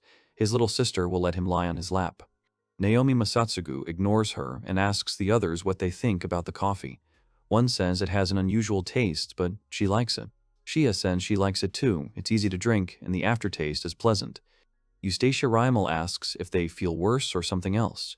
Shia replies that they are absolutely healthy, which is expected from the master. Another woman supports her and says that he may be acting like this, but he's not bad at all when it comes to cooking. Naomi Masatsugu tells them not to relax and not to drink too much, otherwise they won't be able to sleep. The three of them yawn and obey. Eustacia Rimal excitedly asks him if he is burned. Naomi Masatsugu tells her that nothing like that happened. Eustacia Rimal bows to him and says that she is very sorry anyway. Naomi Masatsugu asks her to stop exaggerating. Eustacia Rimal asks if he is angry. He replies that he is not. She did not do it on purpose, but she will be punished for wasting food. Eustacia Rimal stands awkwardly. Naomi Masatsugu moves on to more important things. Today is the day they present a new product in their cafe. He suggests starting preparations right now. They all prepare together. Naomi Masatsugu looks at it and says that it's great. For a table made of planks that they had at hand, it's quite good. The girls come to him and tell him that they have finished changing clothes. They're all in maid costumes standing in front of him. Shia says these clothes are so cute, the opportunity to work in such clothes is like a dream. Naomi Masatsugu says he got the idea from the aprons they made earlier. The girls reply that they didn't even know about it. Erin says with embarrassment that it doesn't fit her at all, these dress-like clothes. Shia says admiringly that this is not true. She asks Naomi Masatsugu if Erin isn't cute. He replies that, of course, after all, the dress was made by him, it should fit her properly. Erin says with embarrassment that he has never called her cute before and did not want to hug her tightly. Naomi Masatsugu indignantly says that they girls like to exaggerate everything so much. Naomi Masatsugu turns to the third and asks, among other things, how it happened that her clothes show much more than he thought. She makes excuses about her waistline. She says she thought it would be easier to charm him with her beautiful figure in this way, so Naomi Masatsugu says she said she was tight in the stomach area and cut off her dress. He says she will really turn into an animal one day. She understands that. She screams that this will not happen. Eustacia Rimal comes out in a closed dress and asks if she really needs to be dressed like that too. Naomi Masatsugu smiles and says that if she doesn't like it, then she can just stay at the shelter. If she has such an attitude towards customer service, she will just get in the way. She says she will try not to do it. She points her finger at him and shouts that since there is a possibility that he is giving the children too much stress, they will also live together. It will be bad if she does not do anything to help. She says with a sly face that, of course, she will show the best behavior with clients. Naomi Masatsugu suspiciously asks if she's going to kill them. He asks her if she could smile more naturally, as she did before. It was even better when she wasn't smiling. She blushes and asks if it's really true. She starts saying that such cute clothes don't suit her. He calls her stupid because those words fit him better, and no one would say anything like that to a girl like her. She agrees. Eustacia Rimal tells Naomi Masatsugu that his apron fits just amazing. It was unexpected for Naomi Masatsugu. All the girls completely agree with her. Naomi Masatsugu says that's not the point. Things are already late with the preparations, so they should be ready now. Eustacia Rimal agrees. The girls are getting ready, putting themselves in order. Naomi Masatsugu says that the first of its kind in this world, Cafe Luna, is opening. In a cafe, a customer says that it is a rather bitter drink, calling him a brother. He adds that it seems to him that he will be able to get used to this taste. He asks again. He seemed to say that he was from another country. Naomi Masatsugu says that this is true. If he remembers correctly, he comes from a country called Ethiopia. Another visitor says it's another country they've never heard of. Naomi Masatsugu says that this is a country beyond the sea, far to the west. The visitor says it must have been a really rare drink back then. Naomi Masatsugu thinks that, to be more precise, he comes from another world. He only calls it a rare drink from abroad in order to gather customers, taking advantage of their sense of scarcity. At this time, Lucy asks the visitor's grandfather if he really found the time to visit them. She smiles from ear to ear and tells him that she can't, but thanks him. Other men say that Erin is in a different place and not as usual. Another asks about a new product. He will order 100 cups if it helps her. Erin is outraged that these guys have come again. She said they were scaring her and that they shouldn't come back, just have 1 cup and go home. Then they ask if he can have a teapot as a cup. The boy turns to Shia and asks if she is doing a decent job today. She calls them small. Is it possible to call a goddess who is older than them that way? Let them call her Shisan. They shout that they won't, Shia swears. Naomi Masatsugu has no idea who it is, but as long as they are paying customers, everything is fine. He should add milk for the small ones. Naomi Masatsugu asks Eustacia when she sees her idol why she is not working. She stands awkwardly to the side with a tray. She answers him judiciously that it's because no one comes up to her to place an order. Naomi Masatsugu says that, of course, they won't approach her when she looks at everyone so sullenly. He asks what happened to the smile and the treatment. She replies that she had practiced a little earlier, but she had reached her limit. Naomi Masatsugu suggests leaving the discussion of smiling for some other day. He asks why she doesn't approach them herself to pick up their orders. Eustacia Riemel says he's right. She'll do as he suggested. Naomi Masatsugu follows and wonders if everything will be okay. Eustacia Riemel comes to the old man and says with a stony face that she listens to his order. He twitches and says she scared him. Eustacia Riemel says to hurry up and order what he likes best from the position. He awkwardly and in a panic apologizes and asks to bring a new product, coffee. Eustacia Riemel says there was no mistake. He sighs questioningly. She says that she just confirmed that there was no mistake in the way he said it. Her time is limited, so let her clearly explain what he wants, just yes or no. The old man apologizes. Eustacia Riemel says he doesn't need to apologize. She understood his order. She asks him to wait a bit. She turns abruptly to Naomi Masatsugu. She raises her finger and shouts at Naomi Masatsugu that this man asked for coffee, so let him make it immediately. He abruptly takes her by the hand and takes her away. She does not understand and asks, "What is it? Is there really a problem?" Naomi Masatsugu says that there is no problem. This man has his money. More precisely, he meant that he is their client. Could she talk to him more politely? She says that it should have been enough to understand his intentions. She just talked to him rationally. Naomi Masatsugu asks what she does in general. Is she really interrogating clients? Someone asks not to look down on him. Eustacia Riemel says that it was nothing compared to her interrogation. He, as a typical criminal, cannot bear it. It's like experiencing hellish torments. Naomi Masatsugu screams that she has to perform waiter duties right now. He tells her that he will finish with her later, and then he comes to the old man and says that he deeply apologizes for the terrible rudeness that their waitress showed him. The old man says not to think about it. The old man asks what her name is. Naomi Masatsugu replies that her name is Eustacia Riemel and that he is really sorry. The old man says admiringly with burning eyes that, in fact, it was just wonderful. He says it was the first time he faced such overwhelming pressure as a client. The way she talked was excellent. It made him feel an indescribable sensation. He says he will come tomorrow, so he asks to be treated even more harshly. Eustacia Riemel says she will treat him accordingly. Naomi Masatsugu does not understand what is wrong with this world. He believes that there are only stupid people here. The girls come up to him.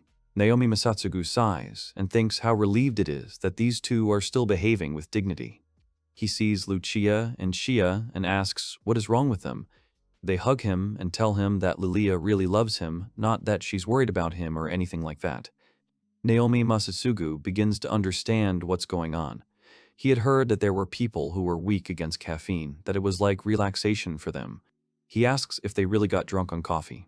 Lucy says that at night, when they are in bed, she wants him to touch her ears, and she wants him to say that he really likes that she is here, and that she is with him forever and stuff like that.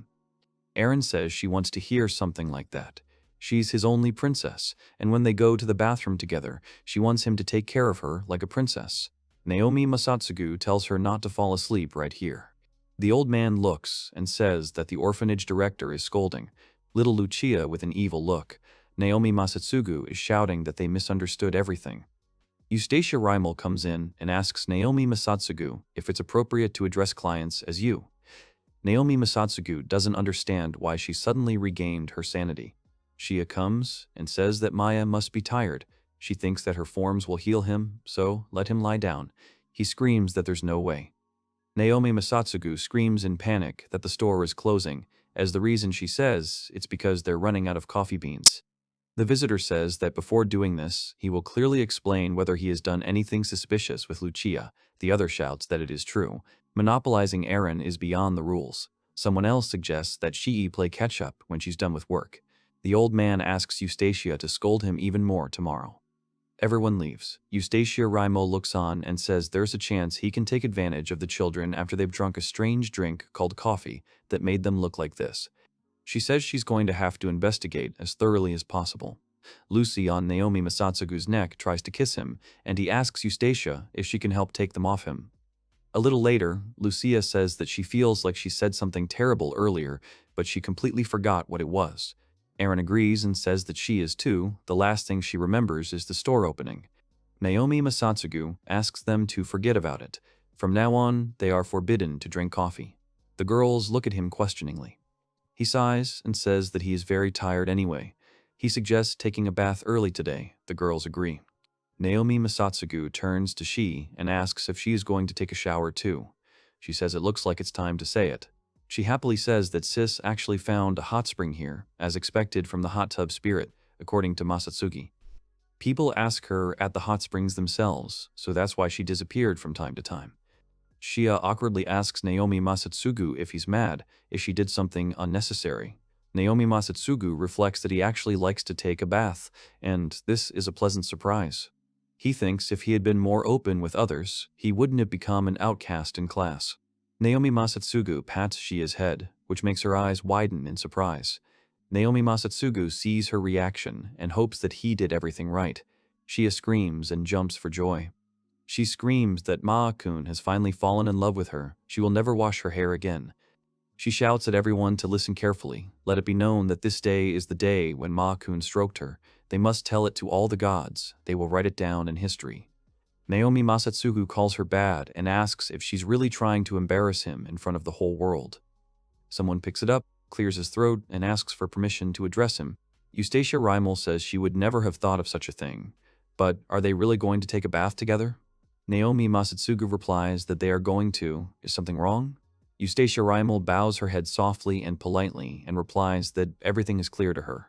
And then he starts yelling that the birds are breaking up, which, of course, something is wrong here. She holds a rope and says it's a crime to take a bath with such young girls. She's going to arrest him right here. Naomi Masatsugu swears, calling her stupid, as if he would do something to these little ones. They themselves said they couldn't wash and asked him.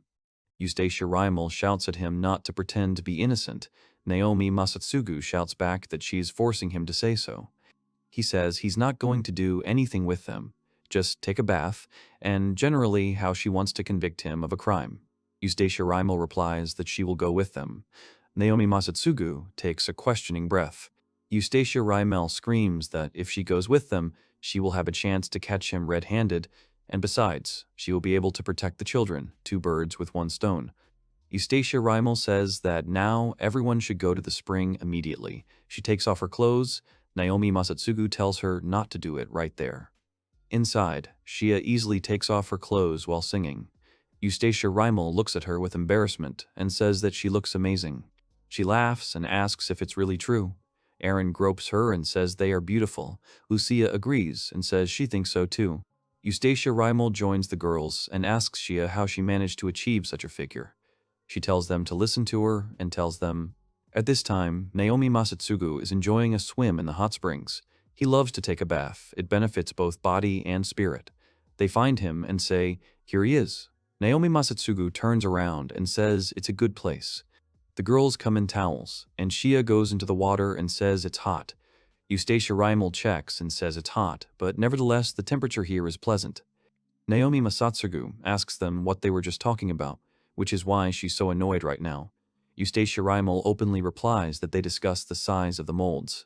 Naomi Masatsugu, in shock, asks if he imagined they were just discussing her forms. Eustacia Riemel says that it's not about her, but about Shihi's forms. Naomi Masatsugu screams that he's not talking about that. He doesn't care who they were talking about, why she was talking about it so excitedly. Eustacia Riemel screams that she's not talking about this very thing. In order to feed children, you need to have big shapes. It's completely normal to want to learn this. Naomi Masatsugu asks her what he's talking about. Lucy awkwardly and confusedly says that they just thought he liked big ones too. Aaron sulks and says she's not interested. Hypothetically, she doesn't care, but what size does he prefer? Naomi Masatsugu replies that he doesn't care why they're even talking about how big Shiai's shape is. Eustacia Riemel says that everything is obvious. She screams that Shiai confessed that the reason they were so big was because she asked him to fondle them every day for her. Naomi Masatsugu angrily replies, "That's it, then let him do one thing, he's furious." He tells Shiai that maybe if he tears off this useless fat, then all the nutrients that the brain urgently needs will return to their place. Shiai tells him not to be so rude because he will hurt his little sister. He shouts at her to shut up. He says it doesn't concern him. More importantly, he asks Eustacia how her investigation is progressing. He asks her if she has caught him in criminal things. She replies that the criminal will not allow himself to be caught so easily. She says that the detective's mission is to get to the truth. Naomi Masatsugu wishes her luck in investigating a non-existent crime. Eustacia Riemel replies that this is exactly what she is going to do, so she tells Naomi Masatsugu to fight her in a washing match. There is an awkward silence, after which Naomi Masatsugu tells her that she is overstepping all bounds. She asks him not to be rude to her. She is a detective, so she will not allow him any more crimes. Naomi Masatsugu and Eustacia Riemel are sitting opposite each other. She is lathering a washcloth. Naomi Masatsugu asks if she doesn't think this situation is a bit wrong. Why are they sitting facing each other? Eustacia Riemel says it's a cheap trick. He probably planned to knock her out when she turned her back and do all sorts of crimes with those kids. Naomi Masatsugu asks who she thinks he is, really a criminal mastermind. He asks her what the essence of this match is, what she's going to do. Naomi Masatsugu says he thinks she just wants to distract him. Eustacia Riemel answers what he thinks, so don't let him interrupt her. She says with a threatening face that in any case he won't be able to do bad things while she washes him. He asks what will happen if she finds his weak spot. She says that not if, but he will find it for sure, because he is thinking about something like how he will somehow manage to escape the prying eyes of the best detective of the Valsam Kingdoms, and then he will have fun with the girls. Naomi Masatsugu asks if it's okay that a woman who talks about girls is the best detective in the country. She screams that it's enough nonsense. She offers him a fight. If he can do bad things while she can't see him, then he wins. If she stops him, then she wins. Naomi Masatsugu asks to wait and says that she is the most stupid inspector. He doesn't even have a reason to participate in the match. Why should he be in favor? Eustacia Riemel says it means he's chickened out. Naomi Masatsugu gets angry and asks what she just said. Eustacia Riemel says she's challenging him and he's going to run with his tail between his legs, which means he's not a man, but a coward. Naomi Masatsugu asks if she really thinks he would be so easily provoked. He grabs a towel and then shouts that she has been provoking him for too long, so he accepts her challenge. If she thinks that he, the director of the orphanage for those girls, will run away with his tail between his legs, then she is deeply mistaken, because this is a matter of honor. Eustacia Riemel shouts that this is very good, then she suggests starting. The stone in her hand breaks, and the bloody harvest begins. Naomi Masatsugu screams that she went so far to provoke him, so he accepts her challenge. In the end, none of them gave up. Ering says that it seems Naomi Masatsugu is quite easy to provoke. Lucia says that she was so eager to offer him to wash the back. Naomi Masatsugu and Eustacia Riemel wash each other. Naomi Masatsugu asks why she immediately aims at a vulnerable spot. Eustacia Riemel says he really doesn't let down his guard. However, no matter what he does, she won't take her eyes off him for a second. She continues his body now. Suddenly, Naomi Masatsugu asks her if she takes care of her hair properly. It looks damaged. She demands that he not distract her with such trifles. Naomi Masatsugu says that they are tough even when they are wet, which indicates that the cuticle is peeling off. Eustacia Riemel says that for some reason it sounds really... She openly says that she spends a lot of time caring for them. He asks if there is anything in her lifestyle that affects her hair too much. She knows her hair can get damaged from overheating if she is exposed to the sun for too long. Eustacia Riemel looks at her hair and says that she certainly walks outside during the day, but she also often sits indoors doing paperwork. Suddenly, she remembers that fire butterflies have been appearing in the neighborhood lately, and she has helped to subdue them many times. She says that this is the most possible reason why cuticles are weak to the effects of heat. She sadly says that this is just not the case. He tells her not to worry because, fortunately, they are only partially damaged. He explains that she cannot just cut her hair and leave everything as it is. She will have to use his specially made remedy on her hair after rinsing it every day. She screams, to think that something like that exists. Naomi Masatsugu says there should be some in the locker room, how about we go get some? She immediately runs away, thanking him and saying that she owes him a favor. Eustacia Rymel asks where this thing is. Naomi Masatsugu asks if she can't find it. She searches and says she really can't find it. Naomi Masatsugu replies that it should be easy. She screams that she can't find him anywhere.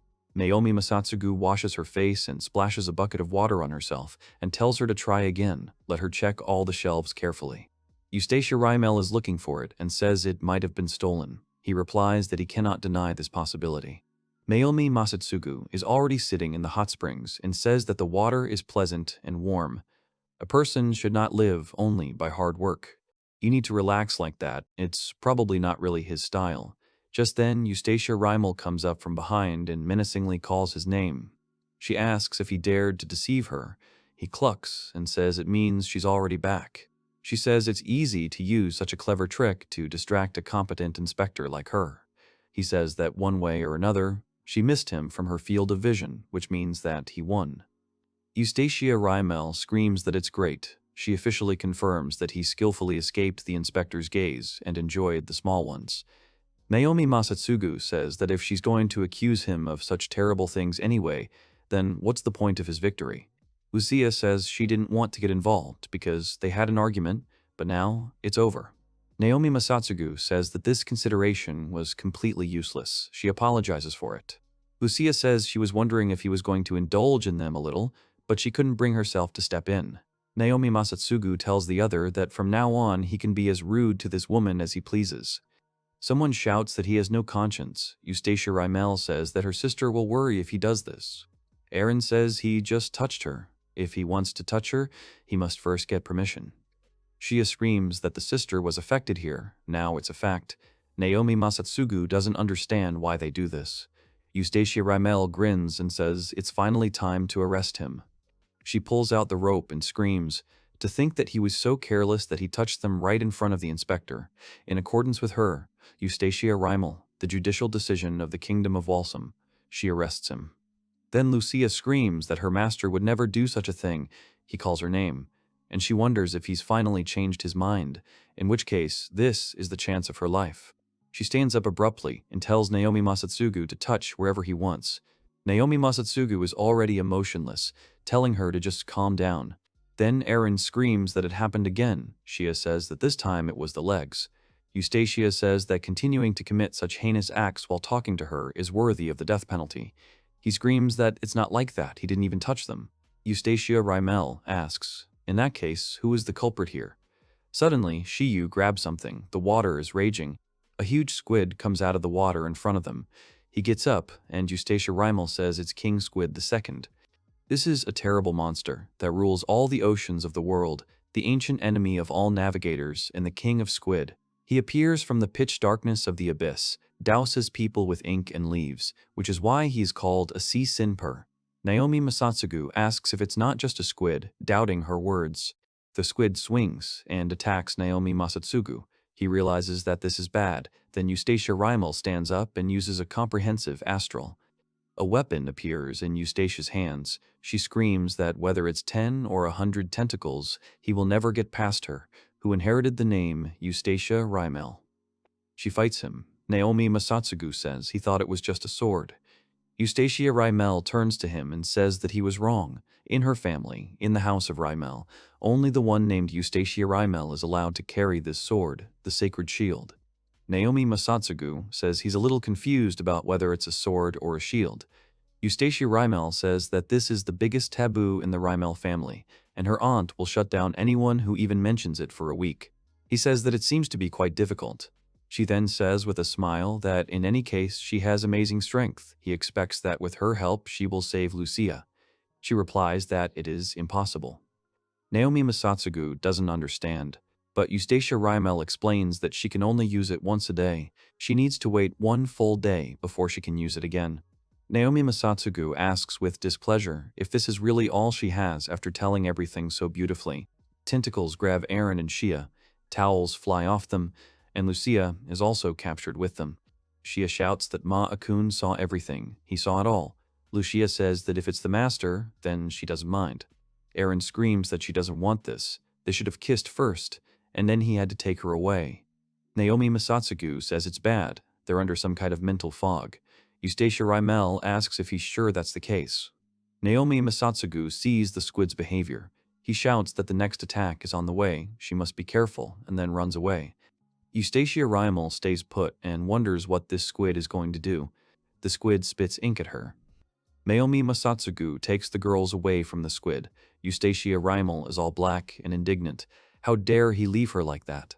Naomi Masatsugu says, with displeasure, that he told her it would happen anyway. Didn't everything end well in the end? Eustacia Rymel washes, Aaron goes to the locker room, Lucia is in Naomi Masatsugu's arms. Naomi Masatsugu says that squid ink has wonderful properties. It will work wonders with her rough skin and damaged hair. Eustacia Rymel thinks about it and replies that she understands. Naomi Masatsugu says she needs to wash it off anyway. She stinks of fish and he can't stand it. Eustacia Rymel lashes out at him and screams that he really needs to reflect on himself in a prison cell one night. Naomi Masatsugu tells she not to pay attention to it. Why did she keep such a thing in a hot spring? Shia replies that she didn't, because she wouldn't have thought of holding such a monster. He asks who brought this monster here. Shia adds that there was nothing like this here yesterday. Eustacia Rymel asks if this is not the result of his own carelessness. Since a monster has entered the orphanage, it means that he cannot protect this place. Naomi Masatsugu tells her that he was the one who defeated him. He doesn't care what she thinks. What's more important is that somehow it all smells a little rotten. The royal squid too became lunch for the orphanage. Lucia tells the master that dinner was delicious today, as usual. To think that the squid ink would taste so good if they thought about all the food they got from it, then the squid's attack was a blessing in disguise. Eustacia Rymel turns to Naomi Masatsugu and says that she wanted to ask something. It's not like he's going to tell her that he sleeps with the kids. Naomi Masatsugu says without emotion that she is going to. Eustacia Rymel yells that even though it should be obvious that he can't sleep together, he says the girls cry and talk an awful lot in their sleep at night. Eustacia Rymel screams that an unmarried girl should not sleep with a man. Naomi Masatsugu smiles and says she's right about something. Eustacia Rymel hugs the girls and says that in this case, from now on, she will sleep with the girls. She takes Lucia and Aaron to her place. Shia stays and tells Ma-kun that she will sleep with him tonight. Naomi Masatsugu says that, of course, but he will sleep in the bed, and she can sleep outside the door. She asks to at least let her sleep on the floor in the room. Worried, Lucia asks if they won't get in the way. Eustacia Rymel says they can count on her, and you can probably tell by her looks, but she's trained to sleep under any circumstances. She lies down in the middle and tells me to go to her. She takes off her glasses and says she thinks they're tired today. She conceives a candle and thinks that while she is here, she can prevent any crimes before they happen. Suddenly, she wakes up to hear someone crying. She turns around and sees Lucia in tears. She hugs her and tells her that everything is fine. She continues to cry, calling for her mom and dad. She turns around and sees Aaron. She says something indistinctly, and Eustacia Rymel holds out her hand and asks if everything is okay. She aggressively shouts at her not to touch her, and then directs water magic at her. In the dead of night, Naomi Masatsugu listens to Eustacia's story and asks what happened next. She says she's terribly sorry. She acted selfishly, not knowing the circumstances. Lucia cries and says she was unwell. Aaron smiles awkwardly and says it was dangerous. She almost attacked her point blank with her wind magic. Naomi Masatsugu asks Eustacia if she doesn't think her apology was like saying that now she understands. She should at least think about doing a dogeza in front of him. Eustacia Rymel bows to the floor and asks if that's how he wants her to do it. He asks to stop. Eustacia Rymel raises her head and says that he was the one who told her that. He doesn't care anymore because he's tired. He tells the girls to get into bed quickly. They have an early work day tomorrow. As a result, all 4 girls are lying in bed with him. He asks with displeasure why the 2 of them are here now. Eustacia Rymel says that this is, of course, in order to protect Aaron and Lucia. She adjusts her glasses. Naomi Masatsugu tells Shii that he told her to sleep in the hallway. She asks if it's unfair if everyone else is sleeping here. Naomi Masatsugu says she doesn't need to sleep with him, so he just wants her to go back to her room.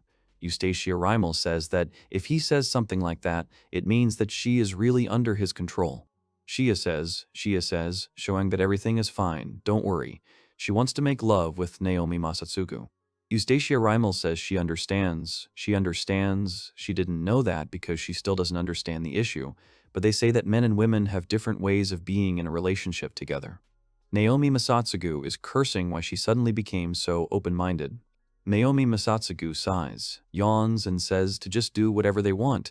It's too late. He suggests sleeping. Everyone is sleeping soundly. Naomi Masatsugu asks Lucia that she still can't sleep. He looks at her and sighs. Aaron is sleeping soundly. Lucia smiles broadly and says she just felt too happy, so she couldn't fall asleep. Naomi Masatsugu asks if she's really happy because it's so crowded. He's obviously not happy about it, and Lucia is happy about it. Lucia says she sleeps with Eustacia, and she likes it. It feels like she's sleeping with mom and dad again. She apologizes to Naomi Masatsugu and says that it must annoy him that she thinks of him that way. He replies that not really, she should just do whatever she likes. But no matter what she thinks of him, he cannot turn into her father and cannot turn back time. Lucia says she thinks it's true. After that, Masatsugu says that he will take care of her, that's all. Lucia smiles and says that she was really lucky. She was very sad that her parents died, and it was terrible when she was also a servant. That's why she was able to meet him. She asks him if he thinks this is enough to balance the situation. He replies that no, he doesn't think it can make up for all the terrible things that have happened. Lucia says that's probably true. But she also thinks that the fact that she was able to meet him is proof that there is hope in the world, and that's where that hope is, and no matter what happens in the future, it won't go away. Naomi Masatsugu looks at her in surprise, and then tells her that she is like the sun. She looks at him questioningly. Naomi Masatsugu says he told them to sleep already. It would be bad for their business if they couldn't work properly. She immediately lies down and wishes him a good night.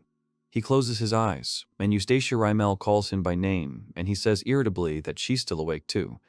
Eustacia Riemel stands up and says that even if he shows her such a beautiful scene, she still can't let him. She sobs so hard that her snot flows and says that it's not that she believes in him, and then abruptly lies down and says that's it. Naomi Masatsugu doesn't understand what she's talking about.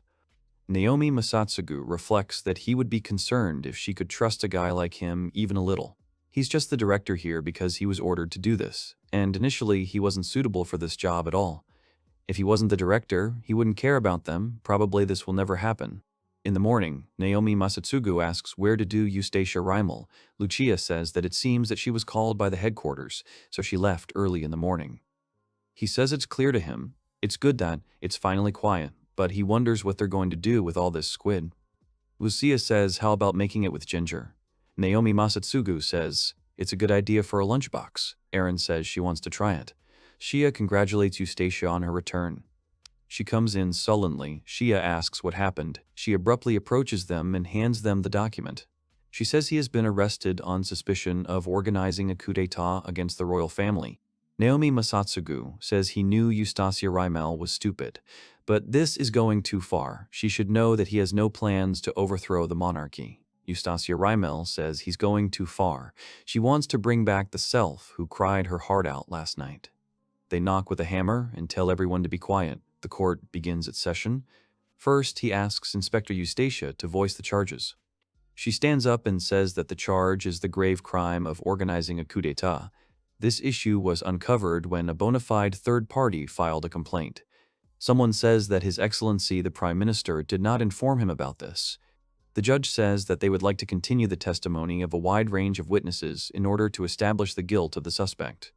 Naomi Masatsugu says it's practically medieval. He understands that they will not rely on specific evidence, but rather on witness statements and confessions to judge the crime. He remembers learning this in class, but he never thought that he would be able to experience it for himself. The judge asks to show the suspect's lawyer. Naomi Masatsugu looks and wonders if there really is a real lawyer there. He sees his girls coming out of the orphanage.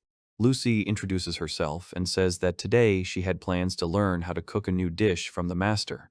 She will definitely prove his innocence and will definitely learn this recipe from him. A happy Aaron introduces herself too and says that he has never done anything like plotting to overthrow the country, not for anything, and it would never have occurred to him to do something like that. Shia introduces herself too and says that she is Ma-kun's younger sister and lover. In order to protect their daily lives, they will stand up for Ma-kun. Naomi Masatsugu looks on without much pleasure and thinks that he should have guessed. Eustacia Riemel asks the witness to come over, and a girl in a fur coat comes out. Naomi Masatsugu sees and says with displeasure that this is the same goddess Contagion. She says that it's cruel, especially after she found time to come play with Sylphie. Naomi Masatsugu reflects that at first glance one might think that she was a cool lady, but her true nature is the exact opposite. She's a dangerous lady whose specialty is to pick out people's weaknesses and use them to her advantage. Eustacia Riemel says whether the witness will immediately testify about the suspect's daily activities. She replies that yes, that's why she hates serious people, they have such little tricks. Eustacia Riemel is outraged by her behavior. The first witness begins to say that Naomi Masatsugu is a wonderful person. During the recent Goblin invasion, he challenged the Goblin King alone and brilliantly defeated him. She says she dares to say that he is the savior of their country, no, their world, despite this. Naomi Masatsugu is modest and for some reason insists on keeping it a secret. The judge is shocked. She goes on to say that when he talks down to her like that, she just wants him to talk to her forever. He's so rude, but she likes him. As always, true brilliance cannot be understood by ordinary people. The judge tells her that she is completely off course. The witness should stop joking. If she continues, he will order her to be arrested for contempt of court. She comes back and starts talking about his daily activities. He is popular with women. He is approached by a variety of women every day. Naomi Masatsugu says he doesn't think any women approach him. Then, Lucia gets up and shouts that she objects. She thinks the master is lying. Naomi Masatsugu, displeased, asks her what happened to his defense. She apologizes. Naomi Masatsugu tells her that she said he was lying, so let her tell them exactly what was wrong. She's shy and says she can't say it in front of so many people. Naomi Masatsugu pushes and says there's no point if she doesn't say it in front of everyone, so let her speak. She begins to blush even more and slurrily says that she is Lucia Oldclane, she loves. The judge tells her to make sure she finishes what she's saying, otherwise it might reflect badly on her defendant, and let her speak clearly. She panics even more and says that no way she, Lucia, has been in love since the horses first met. Here she shouts that she would love to serve soup every morning. Naomi Masatsugu looks disappointed. He reflects, of course, she worried him a lot to teach her how to cook. She probably thought of it as a woman close to him. After all, she's just a child, so he thinks it's wise. But to think that she would be thinking about the breakfast menu at a time like this, he thinks she's a really responsible girl. Eustacia Riemel says, as they can see, he's a shameless man who has no qualms about playing such a shameful game in public. Just from that, he should be able to tell how inhuman he is. All the witnesses are shouting that this is true. They are asking to protect Lucia, everyone's granddaughter. The judge tells everyone to keep quiet. The first witness says that there is no chest here to carry it on himself. If he continues to communicate with such a stubborn inspector like her, he may just suffocate and die. Eustacia Riemel is even more outraged. The judge tells Eustacia to call the next witness. She apologizes to him for the inappropriate behavior of this witness. She will reflect on how she allowed her to cause such a ruckus and carve shame on her chest. The first witness says, more importantly, she suggests to Naomi Masatsugu that they escape together and embark on a dangerous adventure. Eustacia Riemel tells her to leave immediately. The second witness immediately asks Lucia to give him her slender hand, calling it a sweet, unique flower. Then he turns to Aaron and says that he will take her away from this boring place and lead her to heaven. Aaron screams in disgust that she's not going anywhere with him. He says that he heard from the inspector there that she, her unique flower, was in trouble. Aaron says it's rude. Eustacia Riemel says she thought the one she summoned had the king's trust and the respect of both soldiers and townspeople. It had to be the best swordsman and Knight Commander Eric. He says that, of course, she did, but she forgot to mention the position he is most proud of, being the president of the Aaron Chan fan club. Eustacia Riemel screams at him to throw away this title immediately. He laughs and says it's a joke. She shouts that, in any case, they're in the midst of a trial. She asks him to testify about the daily activities of the accused. He says he thinks he should if he thinks he should if he thinks about it. He saw him deal with 10 or so hooligans and throw them out into an alley. Eustacia Riemel asks if it is true that he is a violent person. He replies that not at all. He was surrounded by 10 people. Any action would be legitimate self-defense. Rather, as a knight, he would like to try to exchange blows with him. Eustacia Rimal then tells him to just challenge him to a duel or whatever he wants. He immediately says that this is a good idea. He suggests to Naomi Masatsugu to fight as knights for the honor of accompanying Eren. Naomi Masatsugu replies that he doesn't mind personally, but for now, let them put an end to it. The second witness says that this is the reason why he bothered to come to this trial. Eren says that's a pretty disgusting definition. Naomi Masatsugu asks him if he doesn't have much choice in a woman. Why focus on this girl who curses him like an evil spirit? The witness replies that that's what he likes about her. The way she honestly expresses her opinion, without caring about status, is a testament to her purity. Besides, she exudes elegance, she has the most wonderful eyes and a charming expression. It wouldn't be strange to mistake her for a goddess. Shia shouts that she objects, she thinks she is a goddess. The witness says that it's true that women have the qualities of a goddess inside them, and she can also work hard to be called that one day. Shia screams that she's real, she asks, or rather, when he feels so sorry, it hurts even more. The witness says that this is all he can say about the director, and with that he will take his leave. He needs to take up a fencing lesson. Naomi Masatsugu asks Eustacia if she shouldn't make an advance payment to her witnesses, as she wants to prove his guilt. Eustacia Rimal looks at him questioningly and asks when she said she wanted to prove his guilt. She says she only wants to get to the truth. Personally, she thinks he is a spineless, troubled man who is likely to become a criminal. Naomi Masatsugu asks if she's picking a fight. Eustacia Rimal says she wants to say that they will not be able to ensure the fairness of the trial if they resort to manipulating witness testimony. Witnesses must testify as a neutral party. Otherwise, she is afraid that they will give rise to false accusations. Naomi Masatsugu smiles and sighs. She angrily asks if he just giggled. He says no, he just confirmed that she is really a stubborn little fool. She demands that he take back his words. It turns out that the third witness is screaming how long they're going to keep her waiting. She's been through hell because of him. Eustacia Rimal says that the third witness is the self-proclaimed best servant in the world. She screams that she is not self-proclaimed. Suddenly, someone says to stop this ridiculous charade, and everyone pays attention to it. A certain woman with a horn says they should just hurry up and execute this eyesore already. The woman turns to the chief judge and says that he should just hurry up and declare him guilty. The judge addresses her, calling her Excellency, Prime Minister Mortissimo. Naomi Masatsugu thinks it's Martissimo. He really thought she was a man. The judge says they are still in the middle of the trial, and there is no evidence, so it's not much to declare him guilty.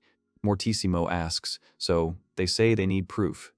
Naomi Masatsugu sees and realizes that she is not even looking at them. The judge says that's exactly what it is. They will need evidence to convict him. However, according to His Excellency, the suspicion that this man will contribute to the organization of a coup d'etat has no evidence. The judge asks if he really asked for this.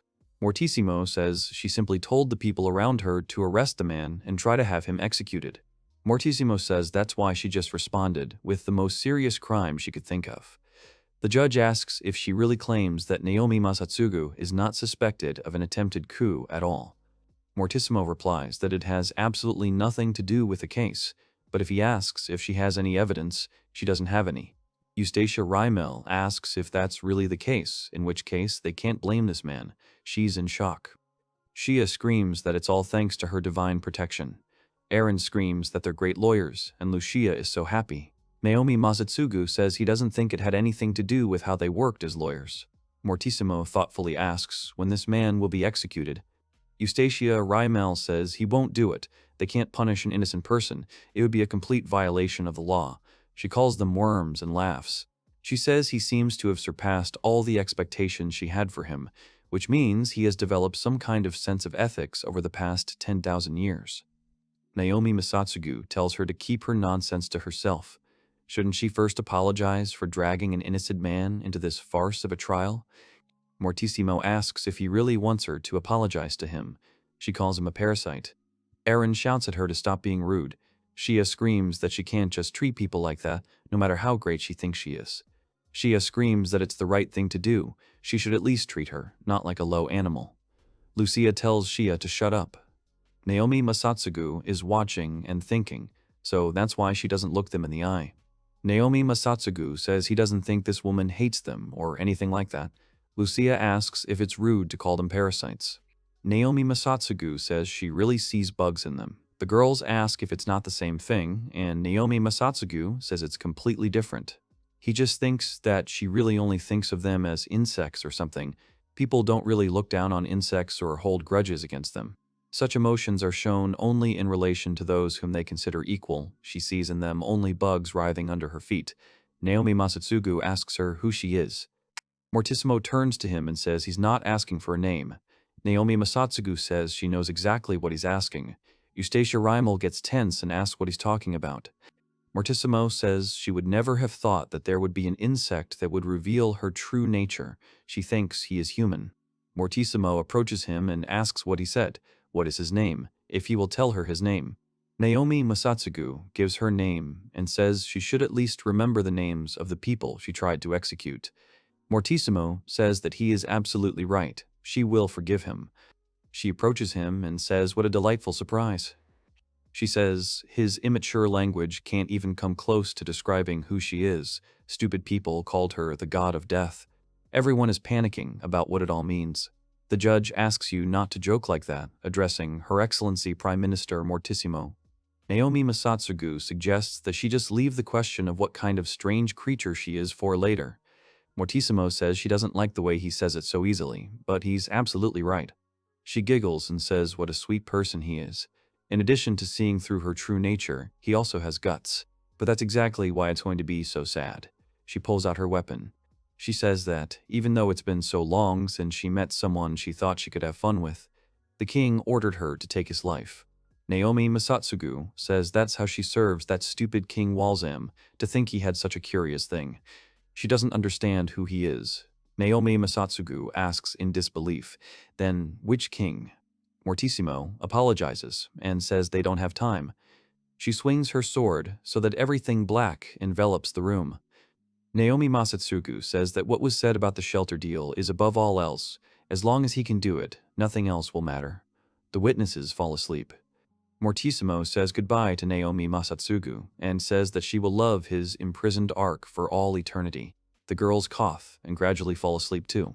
Shia says she can't gather her goddess powers, so she'll take a nap. Naomi Masatsugu removes this dark magic in one fell swoop.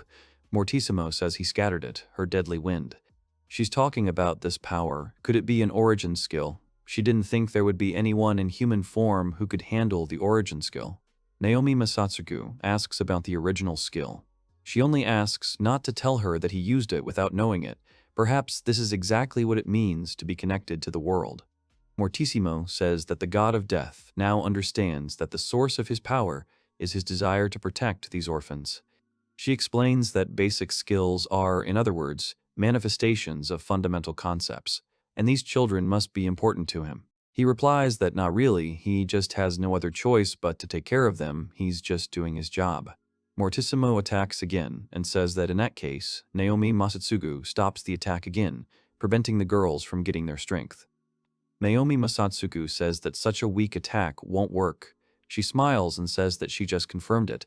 At this rate, she can neither lose nor win this fight. Hence, she decides to start by erasing the source of his power. His skill is a talent bestowed upon him at birth. But that's why he won't know how to use it if she eliminates the source of his concept. She says she now understands why her king ordered her to deal with the orphanage. It will also help her king's resurrection. Naomi Masatsugu is shocked and asks what she means by that. Mortissimo just silently goes out the window, flies away, and disappears from sight. Already at the shelter, the masters are being asked to do this more strongly. Naomi Masatsugu asks if that's the way to do it. Lucia gets pleasure from Naomi Masatsugu wiping her ears with a towel. She says she is healing. He asks if she's still injured since then, even though he thinks she's healthy enough. She tenses up and screams that she's not lying, it's just that the fact that he's stroking her has some kind of wonderful effect. Naomi Masatsugu reflects to herself that she really becomes more energetic. The moment he starts stroking her, he believes that this is also part of the treatment. Lucia is still moaning with pleasure. Aaron hears all this and says that it looks like Lucia is using Naomi Masatsugu for her own purposes again. She asks if he treats her like that. She also reports that they have finished pulling out the weeds. Aaron touches her ears and says that, come to think of it, she hasn't really come to her senses either after what happened last week. Taking care of the orphan's health should be the responsibility of management, so could he stroke her ears too? Shia shouts that it's so unfair, then let her join in too. She throws herself at poor Eren and says she'd rather be hugged than petted. Naomi Masatsugu sighs and says that they are so annoying. Naomi Masatsugu shouts to the two that they are perfectly healthy. Let them remember how the two of them practically ate all the first-class meat that Eustacia Riemel sent as an apology. Eren says it was all to restore their strength. It's all because he fried it so beautifully. Shia says she couldn't help herself. The grated daikon and fish sauce just made it all so delicious. She starts drooling just thinking about it. Naomi Masatsugu says he's glad she liked it, so let him cook and serve her spoiled flesh next. She screams that she wouldn't be able to taste him if he did. Naomi Masatsugu says that, come to think of it, he knows it's a little late, but is an elf and a self-proclaimed goddess like the two of them even allowed to eat meat? She screams that she is a real goddess. Naomi Masatsugu asks if it doesn't look like a violation of the racial law or something like that. Eren asks what he's talking about. She says that meat is a blessing of the mountains, and in this case they would be cursed for not receiving it with gratitude. Shia says that she is a water spirit here, so there are no strict rules. After all, water should be free. Naomi Masatsugu says she can understand what Eren is saying, but it doesn't make much sense. Shia says that whenever she invited another goddess to a barbecue, the gods of fire, thunder, and wind spirits would frown or look annoyed and refuse her invitation. She screams with sobs that it's as if they were laughing at her. Naomi Masatsugu tells her that she should be grateful to the other spirit gods for letting her go so easily. Naomi Masatsugu stands up and says that whatever it is, Lucia's treatment should be over by now. Lucia sits contentedly and says she liked it. Naomi Masatsugu says they need to prepare another new product today. They ask him what they will cook this time. Someone comes in and asks if Naomi Masatsugu is here. Naomi Masatsugu turns around disappointed and says that she came just in time. She hurriedly enters and asks them all to listen to her. Naomi Masatsugu says she's late, and the meat she sent has already been eaten. The girls look away. Naomi Masatsugu points at Shia and says that he is more than willing to offer to cook this garbage for her. Eustacia Riemel screams that she doesn't give a damn because she's found someone to pick up the kids. They all look at her in shock. There is a sudden silence. Naomi Masatsugu hides and says that they grabbed his right arm. What are they doing at all? The girls are hiding from them, and Naomi Masatsugu says she must leave the orphanage immediately and meet with her foster parents. Lucia sobs and screams that she will never do this. She wants to continue washing the master's back forever. Eren shouts in tears that no one is going to listen to him. She calls him a fool. Shia says that he has a bird's brain and asks who will take care of his bodily needs when she is gone. The girls attack him with their abilities.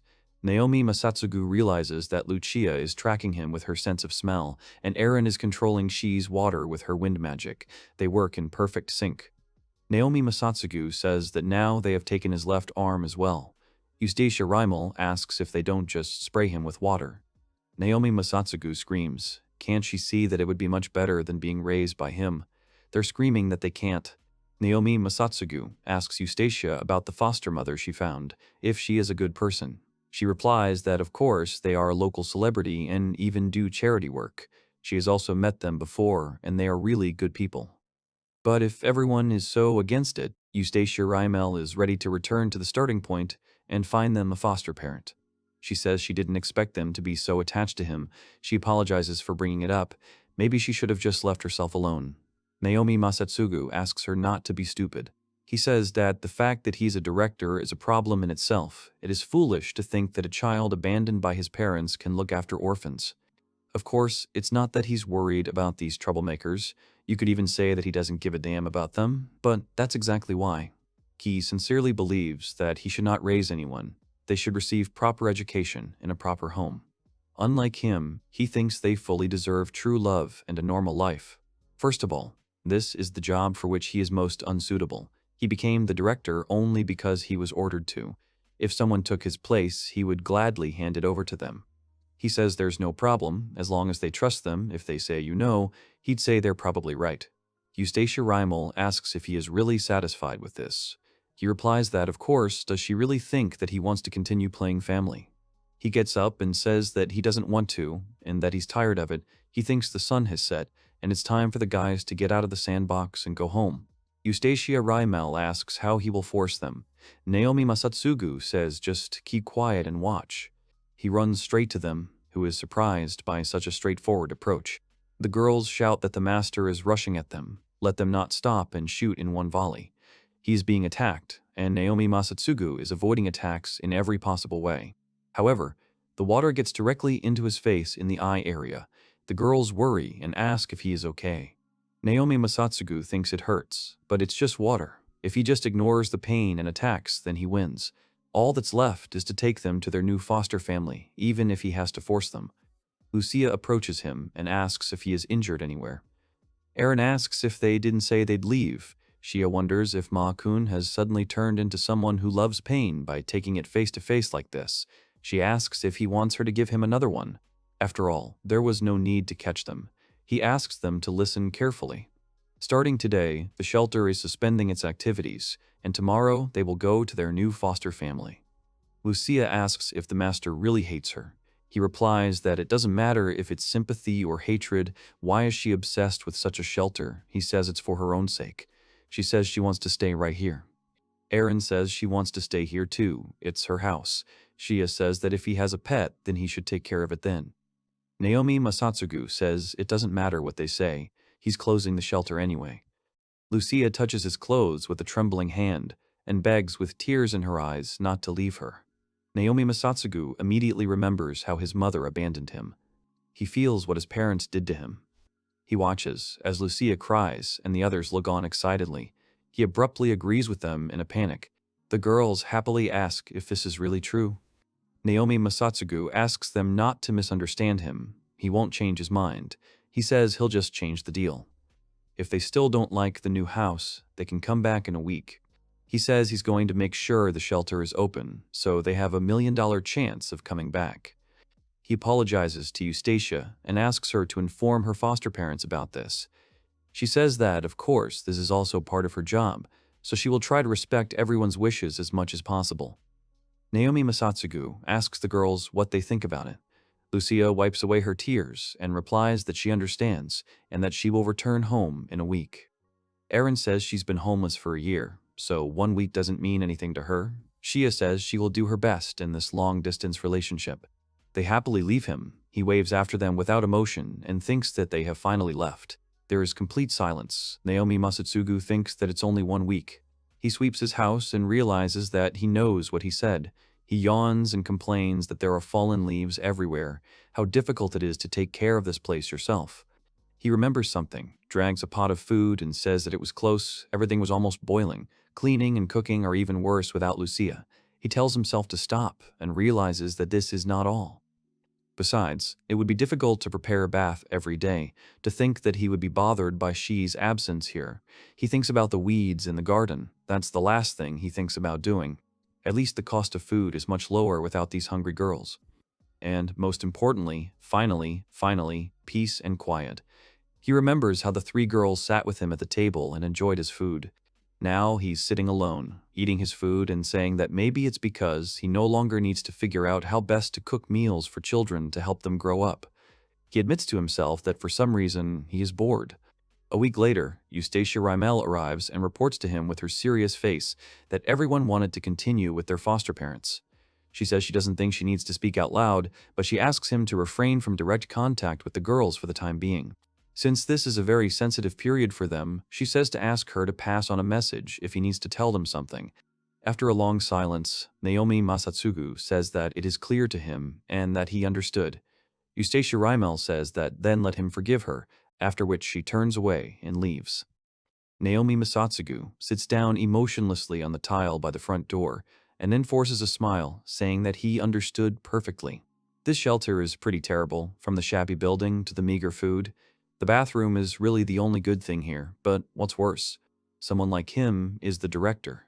He takes off his fartuk and says that, of course, everything would have ended like this anyway. Children should grow up with someone who can give them true love and attention. He enters the building and closes the door behind him. Black clouds gather in the sky, as if reflecting the darkening of Naomi Masatsugu's heart.